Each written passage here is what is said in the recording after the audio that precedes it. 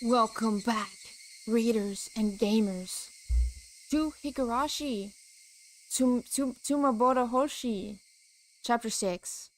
Last time, on the wonderful world of Higurashi, hold on. Let me recount what freaking happened. Water fight, and then, let's see. The thing that we know about. The maid cafe thing. Yeah, that happened. And then Rena had an existential crisis a little bit. And then that was it. That was the chapter. The Angel Mort incident. Yes, exactly. So we're gonna load back right where we left off. Yeah, the Rena existential crisis. Right, we met her mom. I'm pretty sure, right? We met Rena's mom last time as well.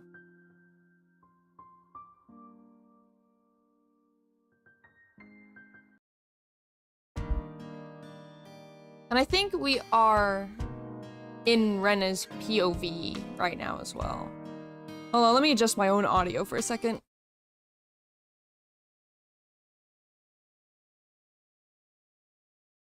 Okay, now we're good. It was way too loud for me.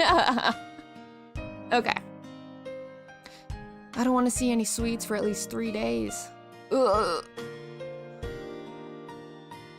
Oh god, it's been so... Thanks. You summoned the creatures. Yes. It's been so long since I've done this. I don't know how to do Rena's voice anymore, but I'll try. You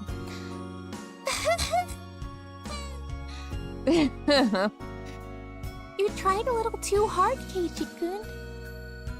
Rena ate a massive amount of desserts too. Her stomach seemed to be just fine. I think girls have 4 stomachs. Yeah. Or at least an extra stomach for dessert. Yes, that 100%. It is very rude of you to say something like that to a lady. This is what you get for being rude. Bam. Ow. That is not what bam sounds like, but that's fine. Satoko had poked me very hard in my bloated stomach. Oh, dude, you're gonna make him explode, literally. Wait, no, oh my god. Can I redact what I just said? Jesus Christ. Stop. Please don't poke my stomach. I'm going to throw up. Satoko and Rika-chan grinned mischievously upon hearing that. A chill ran up my spine. Why were they smiling like that and walking towards me so gleefully? No, stop it, you cold-blooded demons! Oh ho ho ho. This is a once-in-a-lifetime opportunity. Do you really think I'd let it slip away? Meep. Oh my god. This can't mean anything, right? This is just something to be funny, right? Your bloated tummy's in danger, Keiichi. Ha ha ha ha ha. No, god, I'm not gonna say that. This is just weird. This is just freaking weird. Can we go back to my freaking horror video game? Stop! Ah! Rena joined Satoko and Rika-chan in torturing me. We were still making a lot of noise outside the restaurant. I desperately blocked my stomach from their attacks, but someone else hit me from behind. Ow! Who is it? Hello. Nice to see you, Kei-chan and his funny friends. Oh, is that Shion? Oh, okay. Oh, Shi-chan. Hello. You weren't at the restaurant today, were you? I'm working night shift today. I just changed after getting here. How can you go outside the restaurant wearing that uniform? What? I'm not embarrassed. Especially not since you had to walk around in way more embarrassing costume the other day. Damn it. I was just getting over it. She had to She had just reminded me that I'll never be able to get married. Anyway, I heard you went crazy in the restaurant today. We did. We had to since it turned into a club activity, you know?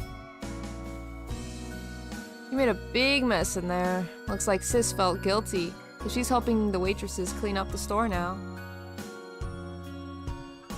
I still think we should help them clean. Oh, don't worry about it. We can't let customers do that. Plus, me made most of the mess. Yeah, that's right. Everyone nodded in agreement. She told me to tell you guys that you don't have to wait for her. You can go home now. No, we're going to wait. Right, everybody? Rena asked for our agreement. Of course, we decided to wait without hesitation. Satoko, Rika-chan, and I nodded along. Since we can't help her clean, that's the least we can do. While she says we can go home, I'm pretty sure she'd be sad if we really did leave. Yeah, you can never really freaking trust what Mion says, right? Or no. I'm still in my hating Mion arc, but I need to get past that. Because Shion's the actual bad one, right? Wow. Kei-chan, you grew up? I'm impressed. He grew up alright. What the frick? That's because we've been training him well, right? Oh my god. That's correct. You girls always band together when it comes to things like this. I hate girls. They get along so easily just because they're girls. In the end, we ended up making a lot more noise, even dragging Shion into the mess this time. Shion, get back in there and help us clean. Where did you put the washcloths? Oh no. Guess I have to go back to work now. Mi-chan, do you think it's going to take a while? What? Why are you still here? Are you waiting for this old man? Don't worry about me. Go on home already. Mion looked happy to see us waiting for her, but she always says the opposite of what she thinks. I wonder when she'll grow up and just be able to honestly say thank you. We're friends, remember?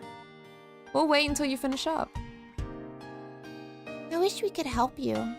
I feel bad. I told you, you don't have to wait for me.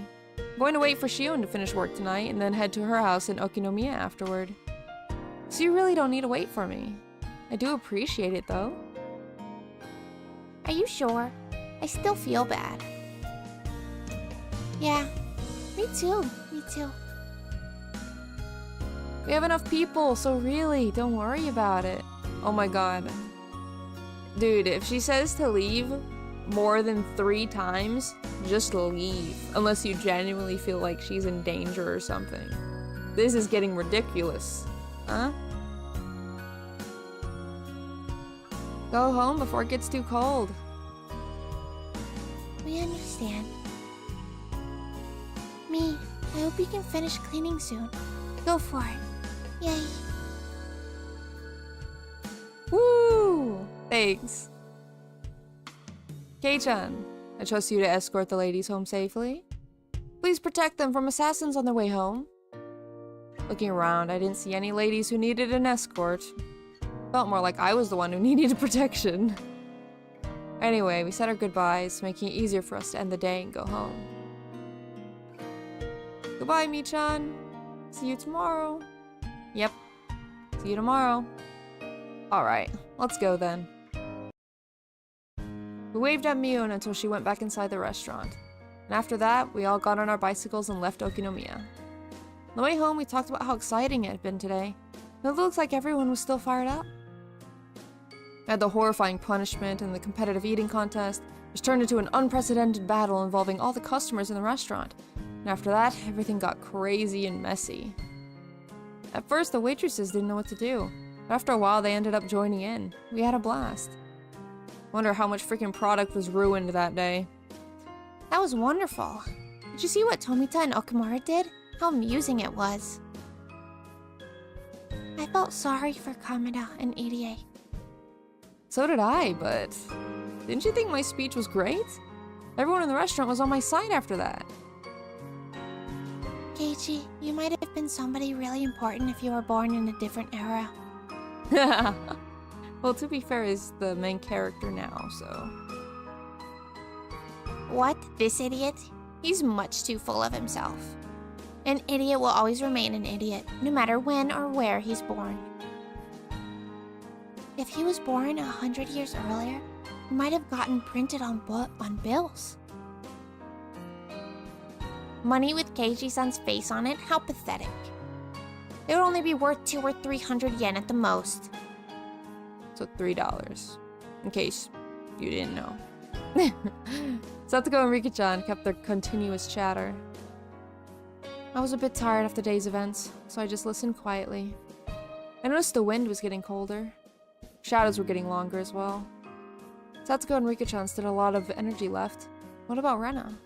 She'd have been very quiet. Maybe she also had a stomachache from eating too much. I looked at Rena to see. However, I was wrong. Rena was... I didn't really know how to describe it. She looked very satisfied. She looked like she really did have that much fun. She looked like she was as happy as she could ever be. I could tell all that without her saying a word. When I looked at her, it made me realize that the word fun wasn't enough to describe what we did today. Seems like you had a lot of fun. What about you, Keiichi-kun? All she says is in response. I had a blast too. I wish we could have as much fun tomorrow, and the day after tomorrow too. I feel the same way. I wish from the bottom of my heart that the time we spent in the restaurant today would last forever. Wow, that's kind of poetic. Don't you agree, Keiichi-kun? I didn't notice that I made fun of her. I might have been a little tactless. Suddenly, I regretted having said it. I do. I totally agree with you. Is this gonna be a time loop? I hope today lasts forever. No, I think they've said that multiple times before. Just like when they do their crazy stuff. I think they always say like, oh, I wish this lasts forever, and then crazy stuff happens, you know? But, you know something? Oh wait, I think that's Rena. But, you know something? Today's not the only day that's filled with happiness. A cool wind blew through her hair. She smiled at me. For some reason, she looked very mature. Her appearance made my heart skip a beat. Every single one of our days in Himizawa is a wonderful, precious, and irreplaceable day full of happiness. Including the boring days, when our club activities get cancelled. Rena, think about things in a very mature way. No, I don't. Honestly, I'm still not done playing around yet. Maybe it's just because I'm still excited. Rena laughed, and that made me laugh too. Satoko thought we were laughing because we said bad things about her, so she started bugging me about it. Once again, we made a lot of noise like we always do. Well, Satoko and I are taking this turn here. Rika, why not walk them a little further and turn where the tobacco store is instead? Did you forget our nightlight burned out? Without that, it's too dark for us to sleep. Oh, that would be quite the problem. Too dark for us to sleep. Yeah, true, because darkness is scary. Oh, I see. You need to go to Makino-san's general store. Then I guess we'll say goodbye here. You better take this turn or you'd have to go a long way around. Makino-san's general store? Oh right, that's where it is. They wanted to make a stop at the store before going back to the shrine. Turning here would be the quickest way. Okay then. Bye Riki-chan. Bye Satoko. See you tomorrow. See you tomorrow. Farewell, Keiichi-san. Farewell, Rena-san. See you too tomorrow. Bye-bye. Rika-chan and Satoko waved at us many times, then took a narrow path through the field.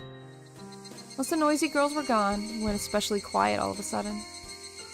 made me feel as if the sun had set in an instant. I could see my house by now, which everybody called the Mayabara Mansion. I didn't notice it earlier because of how fired up we all were. My stomach was about to burst. The growling in my gut felt like thunder. My body must have paying the price for me acting like an idiot earlier. There's no way I was eating dinner that night. I needed to tell my mom before she started cooking. But before anything, I had to get to the bathroom. Ooh, my stomach was churning. Oh boy, it really didn't sound good. I got to the place where I'd always meet Ren in the morning and say goodbye in the evening. I really did have a lot of fun today. Me too. Are you feeling okay, Keiji-kun? My stomach is growling. Guess I just need to get some rest. You need to train your stomach, huh? Huh? You ate about as much as I did. How did you fit all that inside your tiny body? That would be a woman's secret. Rena giggled and tried to avoid giving me an answer. Probably hit me if I pressured her about it. If she punched me in the stomach, I'd throw up for sure. So I decided not to go any further. Goodbye, Rena. See you tomorrow. Yes. See you tomorrow. You know, I used to live in the city. Yeah? Wait. Yeah. I was like, isn't it known that Keiji lives in the city? But I never managed to enjoy each and every day like this before. But after moving to Hinamizawa, you know, I think I found happiness. I feel the same way. I moved to Hinamizawa a year ago. I can't believe I'm as happy as I am and spend every day having as much fun as I do. I see. I'm sure tomorrow will be the same. Okay, I think you might be right. That's right. We had so much fun yesterday and today. So tomorrow will be the same. Oh boy. Okay.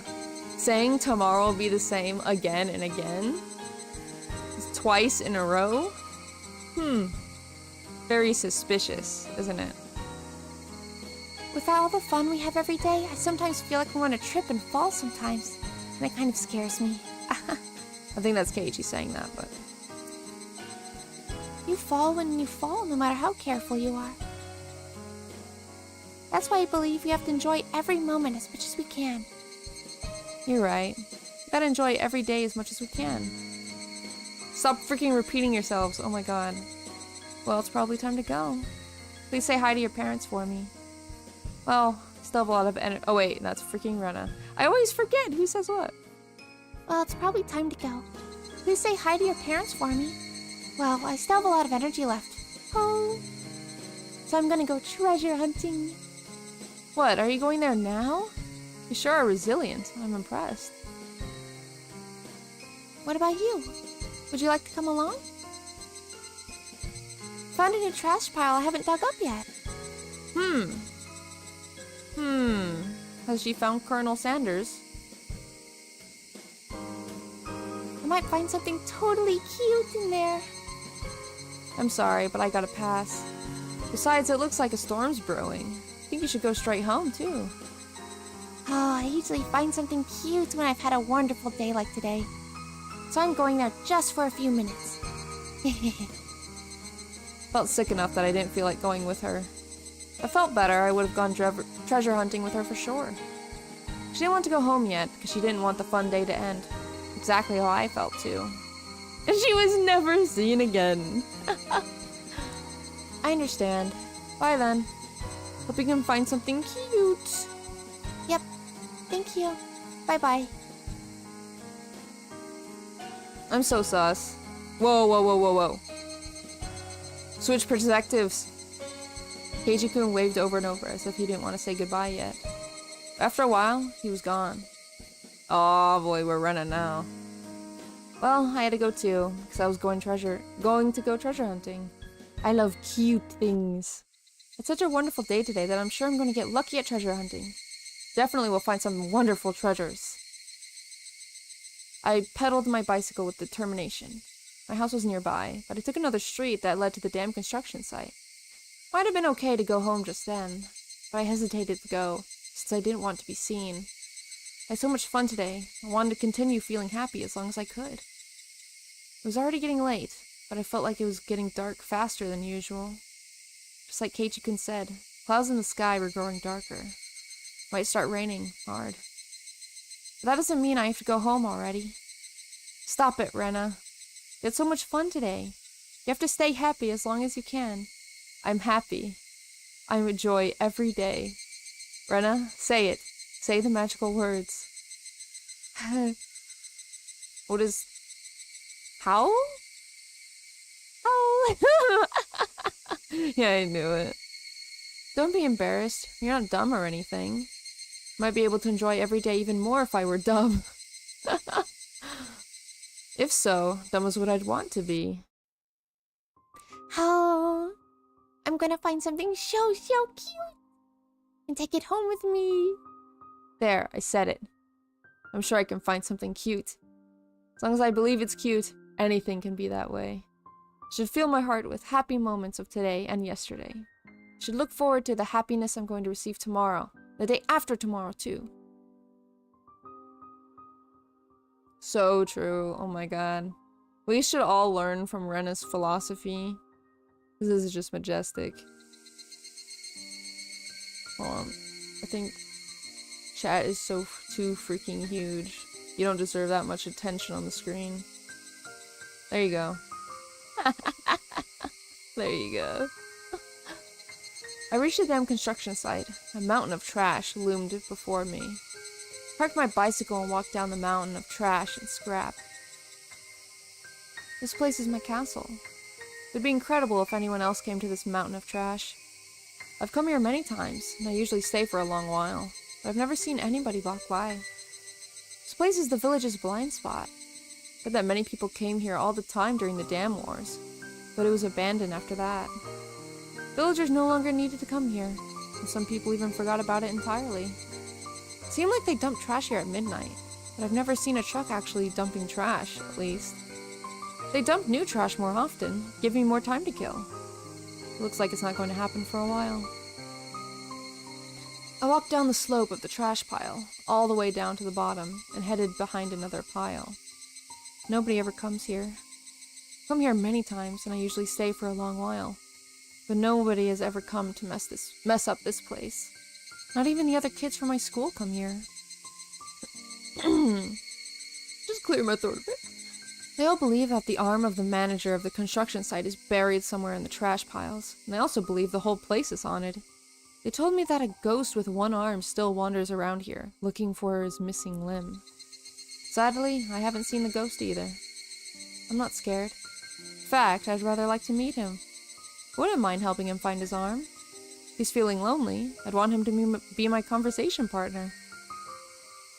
There's a station wagon buried in the trash pile. It doesn't have tires, but other than that, it still looks like a station wagon. This station wagon is my secret hideout. Unfortunately, the sliding door and rear doors don't open. So whenever I want to get in, I have to enter the car from the passenger seat and crawl into the back from there. Of course, I take my shoes off at the passenger seat, treating it like a house. When you look at it from the outside, it's just a dirty, abandoned car. On the inside, it's nice and clean, because I had swept it out and decorated it a little. Hello, hello. Yes, yes. Ho, ho. That took me a long time. The black seats are lying flat, because I wanted to have as much space as possible. I found a mattress in the trash pile, and put it into that space instead. Rena needs help! Yeah, exactly. Do you see how sad she is right now? She needs your credit card information. She's literally living in trash. You could stop this immediately. Found a mattress in the trash pile and put it into that space instead. It was a bit dirty, so I brought a bedsheet from home and covered the mattress with it. Dude, why is she choosing to live in the garbage? Put my favorite cushions on top, and with that, it turned into the perfect bed. I've put cushions and stuffed animals everywhere. That's not all. Look at this. I have a bunch of sweets here, too. I have a bag of fruit candy in 4 different colors, and have some cookies. But they're going bad. I'll have to throw them away. My bear-shaped water bottle was empty. When I come here to spend some time on Sundays, I usually bring this water bottle with some sweetened tea in it. I have a box of tissues, a flashlight, extra batteries, and other daily necessities in here. Teenage urge to have a secret hideout. I never had a secret hideout. I mean... trying to think. All I had was like, I put a tent in the house. And I used the tent as my secret hideout. Like a tent for camping. I just put it in the living room. And lived in there for many months. But I don't know if that counts. But that, you know, that's all I got. But still, the trash, she just really must not like living at her house. So that's kind of sucks. But I also have a few books to read in order to kill some time while I'm at it. And I have this. What do you think this is? Look. Ta-da! My hideout is suddenly lit up thanks to the table lamp. There's an electric outlet on the side of an old nearby construction office. Thought they'd have cut the power years ago, but to my surprise, I was wrong. Electricity is still being supplied to the outlet. When I found tons of extension cords, I came up with the idea to connect them all and make the electricity come all the way to my hideout. Now I can spend some time here comfortably with some sweets, books, and lights. Dude, let's just... Okay. You can have this same experience by, like... If you have a bedroom, hopefully you have a bedroom. If you have a bedroom, you put your bed in one corner, and then you put a sheet covering the bed and covering kind of some of the floor and turn it into your own little hideout. And you could put lights and snacks and whatever the heck in there, and it's awesome. Like, you could do that in your house. You don't have to do it in a freaking trash pile where there's like maggots and rats and who knows what freaking molds and mildews and whatever the heck is in there. Like, she's gonna get sick from that. Like, that's insane. The problem might be the people in the house. Yeah, that's what I'm thinking. Very sad, if true. If I wanted to, I might be able to spend a night here. But I may catch a cold since it gets very cold at night. Okay, at least she's aware of that. See? This is a very nice hideout, isn't it? First, I thought somebody would find it and mess with it. But that hasn't happened so far. It's because nobody comes here, and everybody forgot about this place. That's how this place became my perfect secret hideout. Fortunately, I ate so much today that I'm still full. I can tell them that I was playing with my friend at her house and ate dinner there. I'm going to stay here for a while and relax. I'm going to treat myself. I loved the water gun battle yesterday. My heart had been pounding when I fought one-on-one with Keiichi-kun. I also had great fun at Angel Mort today. Never experienced such a great game with so many people in my life. I'm still feeling the after effects, and I was sure I'd have a dream about it tonight. That was why I wanted to bask in these happy feelings. That was why I'm going to treat myself in here. Just take off my shoes and stretch my toes. Dude, that's how I felt yesterday. I was like, I'm gonna freaking treat myself. And I bought a little teeny thing of ice cream and I freaking ate it and it was so good. That's my version of treating myself. Not like camping out in the trash heap, you know. But everyone likes what they like, right? I should cherish the time where I can be myself. Once I took off my shoes, I felt so relaxed that I didn't want to put them on again. Played all day today, and I was very tired. Treasure hunt could wait. As it got darker, the light of the table lamp became encouraging. It really was getting dark faster than usual. All of a sudden, I heard the sound of raindrops hitting the roof of the car. Pitter-patter, pitter-patter, pitter-patter. The interval between drops got shorter and shorter. Oh my god. Oh, jump scared. Jesus Christ, dude. When it became a continuous sound, I began to hear thunder. Even though it was raining heavily, it remained very quiet inside the car, making me feel like I was in a different world. If it became quiet inside the car, and we're inside the car, why are we hearing such loud rain? Shouldn't it be muffled? It's fine. It's fine, they didn't have that technology in 2005. It's my castle, after all. I felt a bit cold, so I unfolded my big blanket and hid under it. I'm here alone, under the warm blanket that has my scent.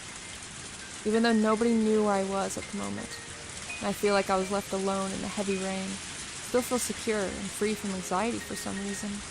See, this is why I watch those freaking ASMR videos. It's so good. I get encapsulated in this vibe, and it's awesome. Oh my god.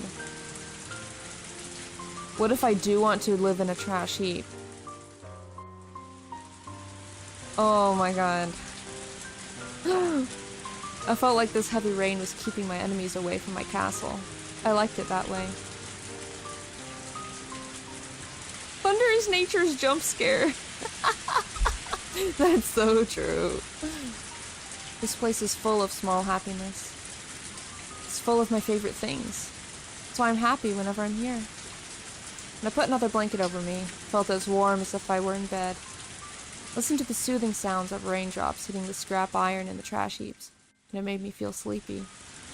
This is a castle of trash. Trash came here because nobody wanted it. Oh no. This is where it lives. This is a country where unwanted refuse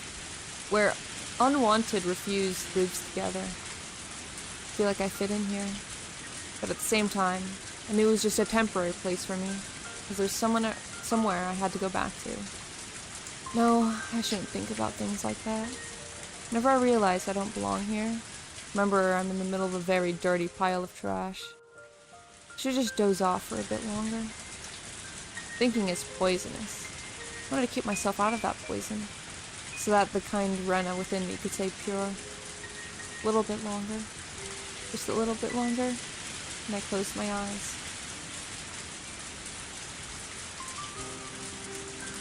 Aww. Aww. How wholesome. If you could say it's kind of a little wholesome. Oh. We're getting backstory. Maybe is she this dream, or is she just doing a monologue? My mother was a very busy woman. The harder she worked, the more her work was valued, and she kept getting promoted. She sought to go higher and higher. She was always shining, and she was my hero. My mother started her career as a fashion designer at a small clothing factory in Okinomiya. My father was a designer too. They met through their jobs and soon got married. They lived in a small apartment in Okinomiya. They moved to my grandma's house, our current house, in Hinmizawa when she got pregnant with me.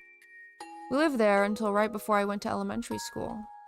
Now that I think about it, that was the happiest time of my life. I felt happy every day and believed without a doubt that tomorrow would be the same. I was so happy that I took it for granted and didn't even feel the happiness. I really did feel happy every day. I was small at that time, didn't really understand what was going on, but it seemed like the company my parents were working for was having financial difficulties. So my mother and a few other young designers started talking about leaving the company and going independent. After many things happened and the situation grew complicated, they got an offer to work at a big design firm in Ibaraki, and they took the offer. At that time, I heard my mother saying many difficult words like limited partnership and business alliance, but in short, what she wanted to do was move to Ibaraki. My mother and her peers were hired because their talent and experience made them immediate assets at their new company. However, my father wasn't one of them. Fortunately, my father wasn't as talented as my mother was. So moving to Ibaraki meant that my father had to give up being a fashion designer. My mother's new company had the high expectations of her talent and promised her a responsible project. She didn't want to waste her growing talent and passion by living in a rural town like Hinamizawa. So my mother convinced my father to quit his job and move to Ibaraki to support her, to help her build her career. Back then, moving meant I had to say goodbye to my close friends. I didn't want to move, and I kept crying about it. After we moved to Ibaraki, my mother was a big success. Not only did she have great leadership skills, she was full of energy, and I believe she made the best use of her talents to succeed.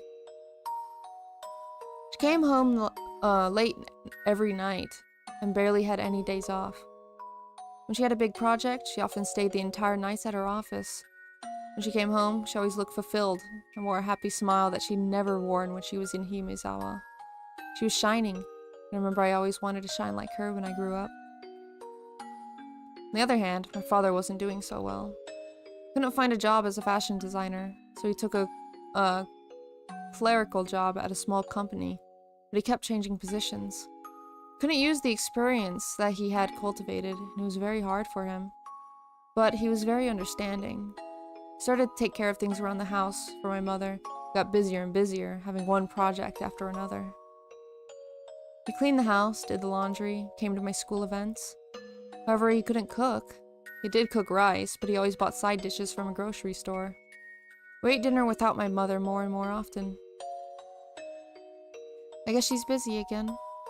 Every time I said that, he always told me, "Your mother is working very hard, so let's support her, Rena." That was what he always told me. I decided to help my father with the cooking. Thought it was a good idea to learn how to cook, since he wasn't very good at it.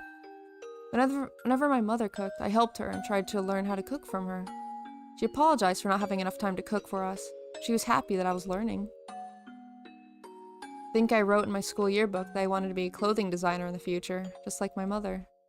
But apparently I lacked my mother's exceptional sense of style. She used to tell me, taste is something that you're born with, not something you cultivate. You know, I could agree with that. I don't think you can change what you like through experience.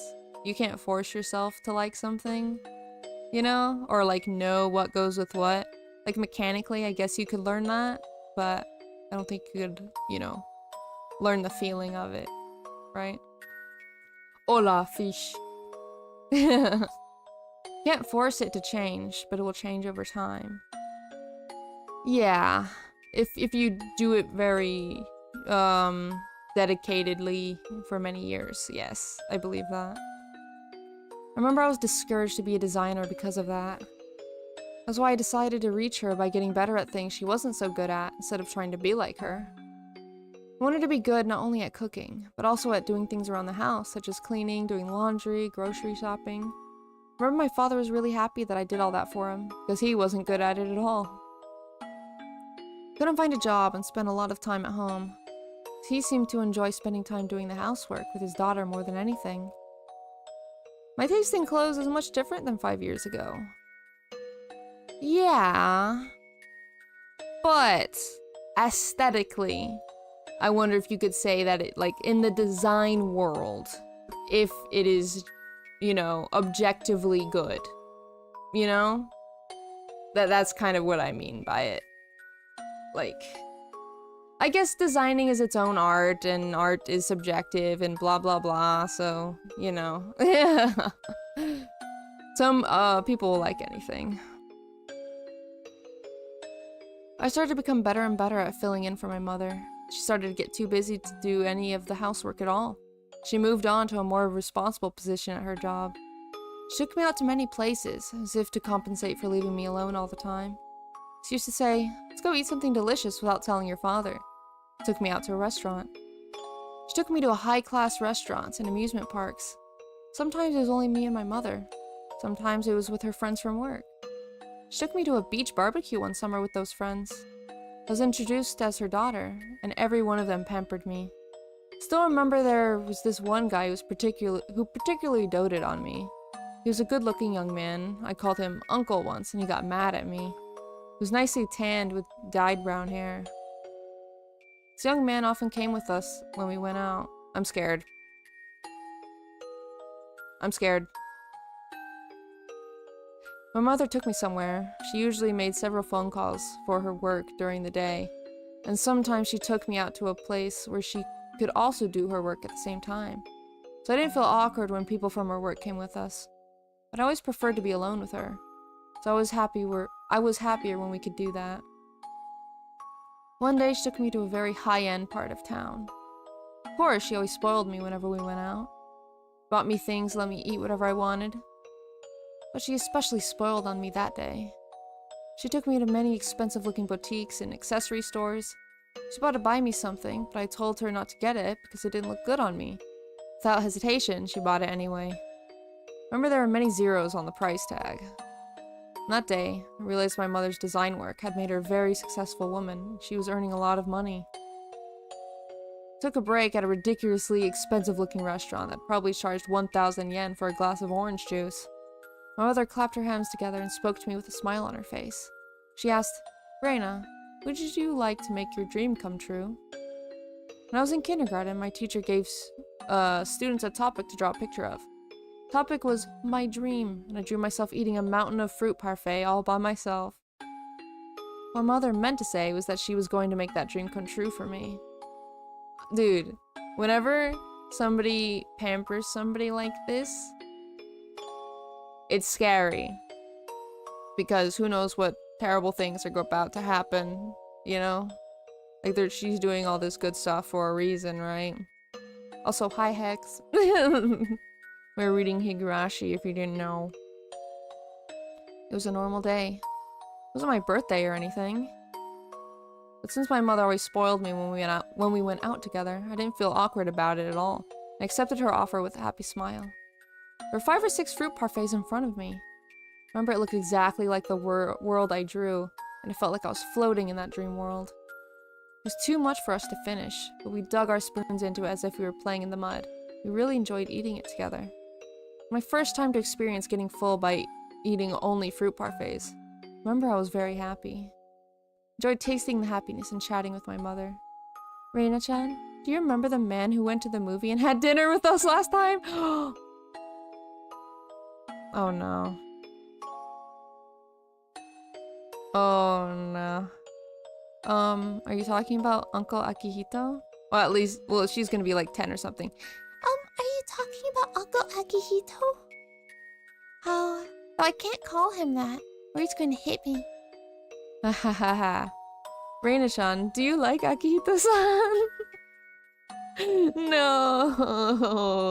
Oh my god. Rena's mother is all. I hate him. He always teases me. That's because he likes you. You get along well with him at the barbecue. Well, I get along with him every now and then. My mother laughed. I didn't know why she brought up the subject, and I didn't really pay attention to it because I was too young. Now that I think about it, she was breaking the news. I just didn't notice it. Reina-chan, who do you like better? Your father or me? Oh my god, she just straight up asked that. Dude. Wow, that's crazy. You? It wasn't that I hated my father or anything, but I thought giving her an answer was appropriate after she spoiled me so much. I said I'm going to live— oh my god! Dude! Yeah, oh my god. If I said I'm going to live in another house away from your father, which of us would you like to live with? Oh my god, East literally said this like 2 minutes ago. Huh? I'm thinking about divorcing your father and getting married to Akihito-san. You can't just say I'm thinking about it. You have to know for sure before saying something like that. That time, my mother was a very successful woman. I didn't know this at the time, but she was drafted by a headhunter to work at a bigger company. She was promoted to a higher and more responsible position. One where she could bring out the most of her talent. Of course, the position wasn't the only thing she gained. Compared to my father's low salary, my mother was earning enough money to support a family of 3, and still have some left over. I kind of realized it from the way she spent money. The greater her position she achieved, the more she spent time with people at her level. All of them were bright and talented. Compared to them, my father might have looked unattractive to her.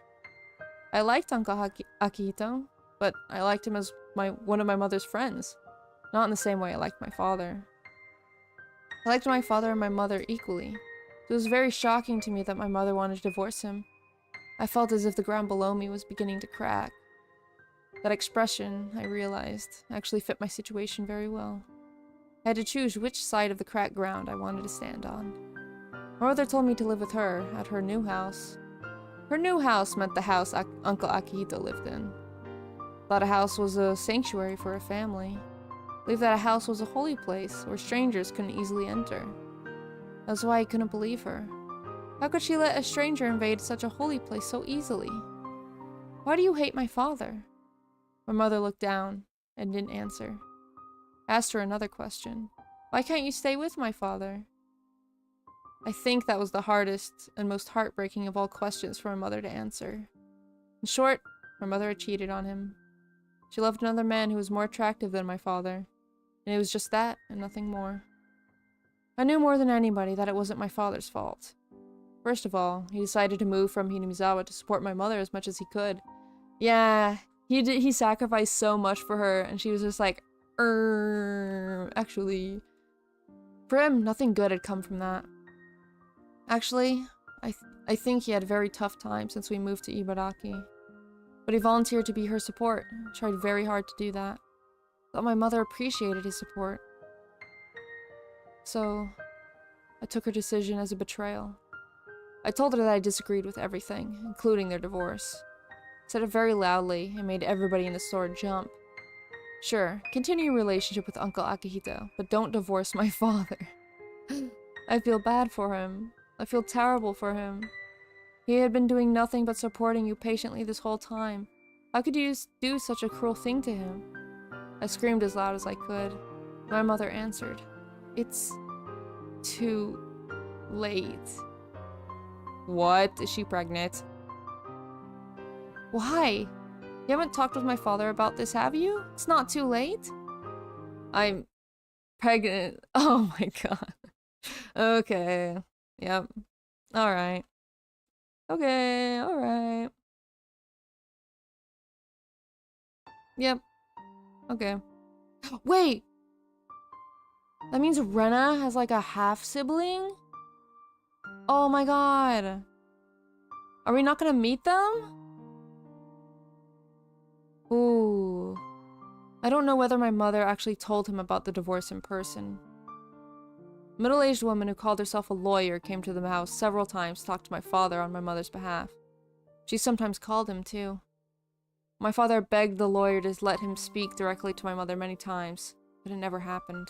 I could tell by the way they talked that he had no clue when my mother told him she wanted a divorce. Well then, not even sure if she told him in person. The lawyer told him not to meet my mother, not to call her at work, and many other things too. To top it all off, she told him not to see my mother ever again. He wanted to talk to her. He called some of their mutual friends, but he only found out the name of the guy she was having an affair with and nothing more. He asked me, do you know the guy? I told him I do. I also told him that he was a funny guy and he had given me candy many times. I'll never forget how he looked when I told him that. Oh, that's so sad.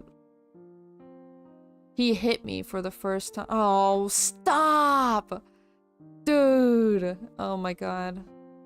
He hit me so hard that his handprint stayed on my cheek for a while. Then he fell on the floor and cried loudly. Then I started to cry too. I didn't cry because he hit me. Uncle Akiko was kind to me, so I liked him and talked to him out of courtesy. No, that wasn't it. Girls had to be kind to everybody. That's what I thought.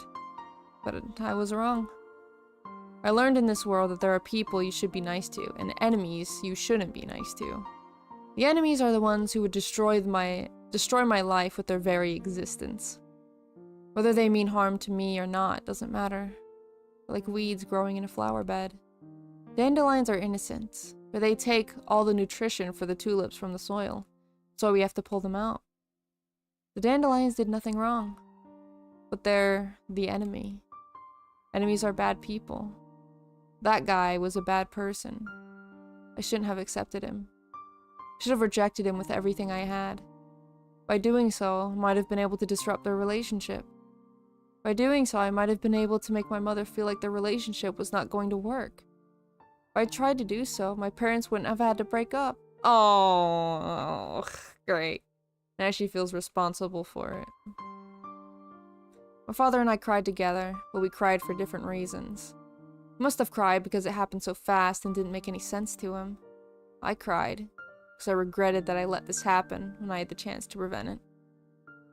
My father stroked my cheek and opened his mouth to apologize, but he couldn't speak and just cried with me. One day, the lawyer let me see my mother. My mother asked me to live with her at her house again.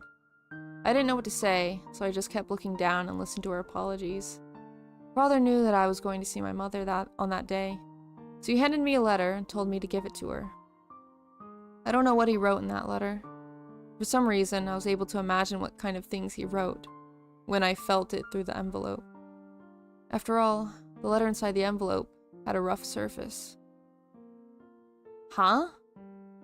Must have been crying while writing the letter. Oh, okay. And his tears made the letter all wrinkled when it dried. My mother took the letter from me, told me that she'd read it later. I was about to put it in her bag. I stopped her and told her to read it there. I wanted to see how she was going to take the last words that my father had left to her. But my mother didn't read it. She told me she wanted to read it alone later, and she put it in her bag. That time, I realized she was not going to read it. No, it was more than that. I should say, I knew, because it was so obvious. I knew that my mother was lying. She had no intention of reading my father's letter. She was going to throw it away after I was gone, but she lied because she wanted to seem like a nice person in front of me. That slight curl in her eyebrows and lips told me more clearly than anything else. That moment, I finally knew something else. The guy she was having an affair with wasn't only a bad person. My mother was also a bad person. Since that moment, the existence of my mother disappeared from my world like dry ice evaporating. I didn't have to hesitate about whom to live with anymore. I don't want to go to your house. The Ryugu house is my home. Sorry, the freaking dogs. The dogs are the evilness in the world. That's what it is. I don't want to see you anymore. Please don't even call me. But Rena, if you live with your father, you won't have... At that moment, I hated my name for the first time in my life. Please, don't call me Rena ever again. I have to go now. Goodbye. Those were my last words to my mother. No, to the woman who used to be my mother. After that, I spent my days without feeling anything. I didn't know if the days were long or short. I didn't know which season I was living in. It was supposed to be nothing out of the ordinary, not having my mother around. But every time my father saw things that reminded him of her, like her toothbrush, her teacup, or her favorite books, he shed tears, which left me frustrated. That's why I decided to completely remove her belongings from the house. I roughly threw her things into a black trash bag. I started to do so frantically. By the time I knocked her down her wardrobe, threw her music box hard on the floor, and broke her mirror, my mind was already not working properly. When I try to remember what happened after that, I feel disoriented. Because the pills the doctor gave me back then made me feel disoriented and lethargic every time I took them. Oh, Jesus. It seemed that dullness hit me especially hard, since every time I try to remember that time, it makes me feel disoriented and lethargic, just like the pills made me feel. I destroyed everything that smelled like my mother. The thing I wanted to destroy the most might have been myself.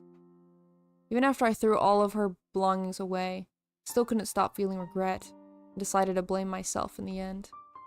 Maybe I was just thinking I wanted to do damage to her reputation and successful life by destroying her daughter, destroying myself.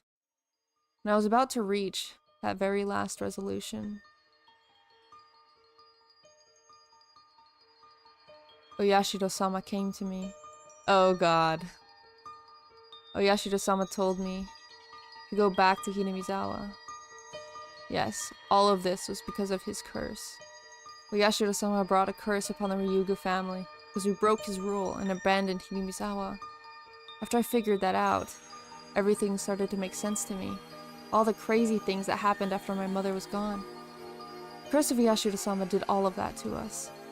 It was Oyashiro-sama's voice that was telling us to come back to Hinamizawa. That's right. We should have stayed in Hinamizawa. Everything went crazy because we moved. We had to go back to Hinamizawa. I started feeling disoriented again, and a dull pain ran through my head. It might be a scream from within telling me not to push myself too hard to remember any further. The house where we used to live in Hinamizawa was still there. My grandma already passed away, and the house was the only property she left for us. I remember that I used to live in Hinamizawa, but all I remembered was that it was a village that I used to live in until right before I went to elementary school. I remembered the atmosphere of the village too, but that was all I remembered. I forgot the streets and even the names of close friends I used to play with. The neighbors knew that the son of the deceased woman had come back divorced. Wait. Huh? The son of the deceased woman. Deceased woman? Huh. But they didn't know us, and we didn't know them. The grandma. Okay. So it was almost like we moved to a new place. However, as far as I was concerned, it was still my hometown that I had come back to. First, everything was inconvenient compared to life in Ibaraki. It was hard for both of us to adjust. But we renovated the old house, and it was only me and my father. Life here seemed to make my father forget his pain from the divorce. Michan was very kind to me, and I started to get used to my new life too. Did everything around the house, and we gradually went back to a time where we used to live happily. Anybody can live a happy life. People sometimes say that some people are born to be unhappy, but I believe that's just an excuse for people who don't even want to try. I won't give in to fate. I'll never give up trying to recapture the happy times that I lost. I'm going to become happy to the point where I don't even feel the happiness anymore. I'm not going to cry anymore. I'll never cry again. I used up all of my tears on that night my father hit me. The curse of Yashida-sama is over because we came back to Hinamizawa. So, I'm going to have a happy life from now on. All of a sudden, big raindrops hit the roof of the car, and I recovered my senses. It was still raining hard. It had already gotten dark outside. Shadows of the table lamp created were very dark, and it looked as if there was nothing else around me. If I turned off this light, would everything in this world disappear? I turned it off. I turned off the light. Darkness swallowed me. But the cold air and the sound of rain didn't change a bit. That made me realize I was still in this world. The curse of Yashida-sama. Did the curse of Yashida-sama do those crazy things to my family? Or did I convince myself it did as an excuse for myself, because I didn't want to feel guilty about the divorce? Sometimes I'm not sure. Since that time, Yashida-sama hadn't come to me. Sometimes feel like I was a delusion I created because I was mentally ill. But he did come at that time. I'm sure about that. Am I right, Yashida-sama? I was unhappy after I left Hinamizawa, but I came back, and I'm happy now. But where am I supposed to go now that I'm unhappy in Hinamizawa? Where? Stop it, Rena. Don't think that you're unhappy. I am happy. I will be happy. I can definitely be happy. Suddenly, I felt that if this darkness swallowed me, I'd never be able to be happy again. I found the switch of the table lamp and turned it back on. When I looked at the clock, it was already past 11 p.m. I had to go home. I wouldn't have time to prepare my lunch for tomorrow, because I'd have to set the timer on the rice cooker. It didn't look like the rain was going to stop anytime soon. I looked out of the window to see the rain, but could only see my reflection. I talked to that reflection in the window. I'm so glad that my father's happy. He's been acting like he was dead for a long time. The smile on his face is a good sign that he's regaining his former happy life. He became miserable because of me. That's why I don't mind doing things for him until he regains his smile, and we become truly happy. When I stay here alone for a while, it gives him some time to be alone with her. Plus, I don't have to fake a smile. Huh? I guess his father found someone else? Her father? But then, my reflection in the window tells me, Rena, you're such a good girl. You're kind to everybody and love them equally. You can make anybody like you. But, did you forget something? This world, There are people you should be kind to, and enemies that you have to reject with all you've got. I thought you learned that lesson. No, don't listen to her. Her reflection is always mean. She always says mean things and makes fun of my worries. But she always tells me things that I can't say myself.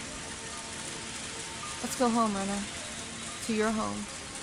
Forget about the mean Rena in the mirror. I was a bit hungry by then. For all the desserts I ate, I still got hungry. I almost forgot. Rena-san bought me a shortcake. I've never had a shortcake from Angel Mart, but I bet it'll taste good. I have to give my thanks to Rena-san next time I see her. Rena-san speaks in a way that makes it very clear how she grew up, but I'm sure she's a good person. Because she's so good to my father. I did everything I could to make my father smile, but I failed. On the other hand, Rena-san can put a big smile on his face so easily.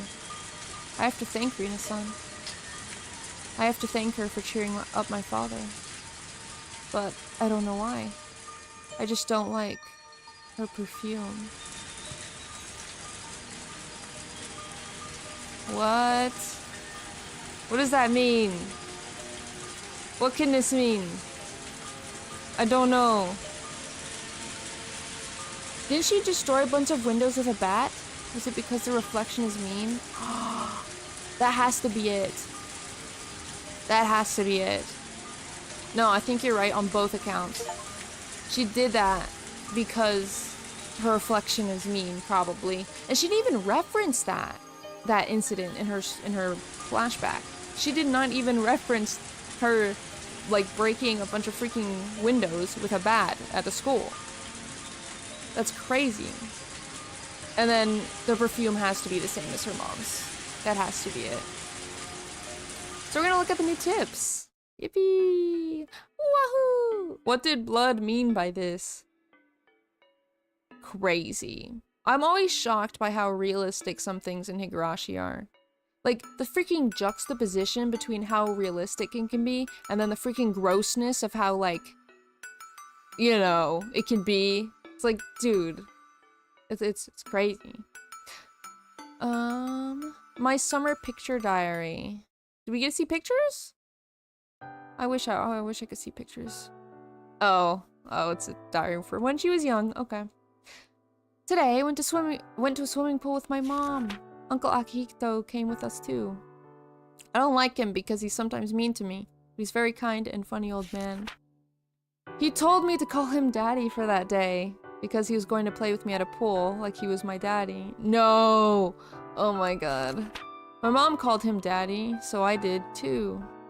Uncle Akihito looked very happy and gave me a lot of money. Oh my god. My mom looked very happy and it made me happy too. I want to play with him again. I hope my dad can come with us next time. Oh, she doesn't realize. Oh. It's so sad. It's so freaking sad. It's so freaking sad. Oh my god. It's so sad. I don't know what's freaking worse. No. I do. But they're both sad. This situation and Satsuko's situation is so freaking sad for the kids. Like, because this is a real thing that freaking happens way more often than people like to think about. Oh my god. Anyway, tip number 2. Rainy days are on their way. Wonderful! Great. Awesome. I opened the window, placed my cushion nearby, and prepared to enjoy the weather. But she came over and disrupted my peaceful evening. She always ruins my time of solitude. You look pleased. Oh, that's right. You ate a lot of your favorite sweets today. This girl loves sweets more than anything. I like them too, but I can't eat like she does. It'd give me a heartburn if I ate the amount she ate today. Who is this? She seemed to be very happy, so I'll leave her alone for a while. I've been making my favorite hot and salty food for the past few days. She must be quite pleased today. It's a very fun day for me too. I just wanted to enjoy the memory of the excitement I felt today by sitting here quietly, enjoying the sunset. When I look up at the sky, I saw some thick clouds forming there. The wind was a bit cooler than usual. It might start raining soon. People say when deep sea animals come up to the shallows, it's a sign of a big earthquake or a tsunami. Gosh, freaking jump scare, stop. Saw a very rare fish that dwells in deep water in the shallows today. Just as the ancient stories of sea monsters say, people hate deep sea animals and tend to interpret them as omens of a disaster. It didn't matter if they showed up alive or dead. I said something interesting just now. Even if they showed up alive or dead, it was an omen of a disaster. Oh, it might start raining soon. Yeah, I know. You don't have to tell me. I'll get the laundry. Grabbed a basket and went outside to take the laundry in. Clouds were getting darker. I normally like the rain. I didn't think I'd enjoy it today. Who the heck was that? That was not Rena. She was talking about Rena, whoever it was. But with that, we're gonna take a small break and go back at it. So, people who aren't on ad break, you can listen to the nice rain. And people on ad break, go get some water, some snacks, etc., etc. Hydrate yourself. Alright? Rena's dad and stepmom. That's what I was thinking. If anything, that's what it is. If anything, that's what it is. But I might go get a little cake. I'm gonna go get a little cake. I'll be right back. Oh. You guys can chill with the ad break as well. I'm gonna go get a little cake. Not cake, a little cupcake. No, you don't get any. There's only like 2 left. Nah, I get all of them because I'm hungry. So, you know, get wrecked and whatever. See you in a bit.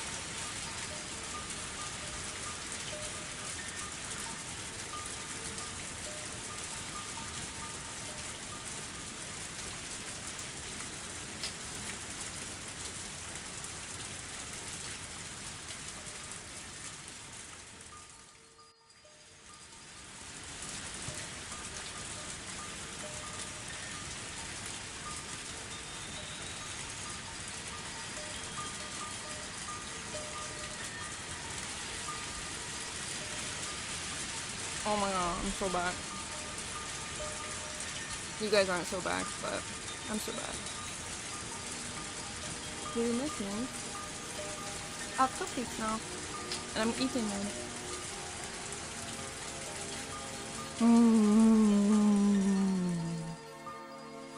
And guess what?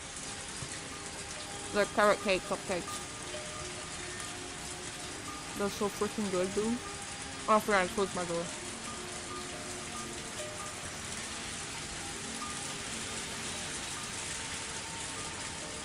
I'm always scared I'm gonna say freaking weird stuff when I read Higurashi. You know? You know how it can be, you know? Oh heck. I have to finish the cupcake in like 30 seconds. Oh my god. I won't be able to do it. Oh heck. Oh my god.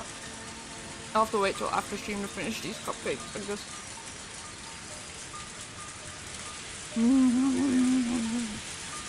You see my little fangies? Imagine me sticking this into the cupcake and eating it like that. Really good. Hydrate. Okay. Reset. I get to hydrate. Are we so back? Can I get a we so back if we're so back? Spam all caps. We so back. Now I'll take a hydrate. I have brisk iced tea, strawberry melon flavor. Very good, honestly.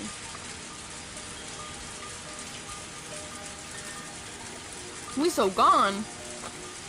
What the frick? Why are you gone? Where'd you go? Oh, I guess you went on ad break, but you should be so back.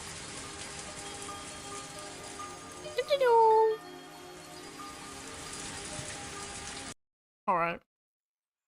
Where are we going now? Hey, good morning, Rena. Well, I guess we're Keiichi again, huh? You're late today. You're just early today, Keiichi-kun.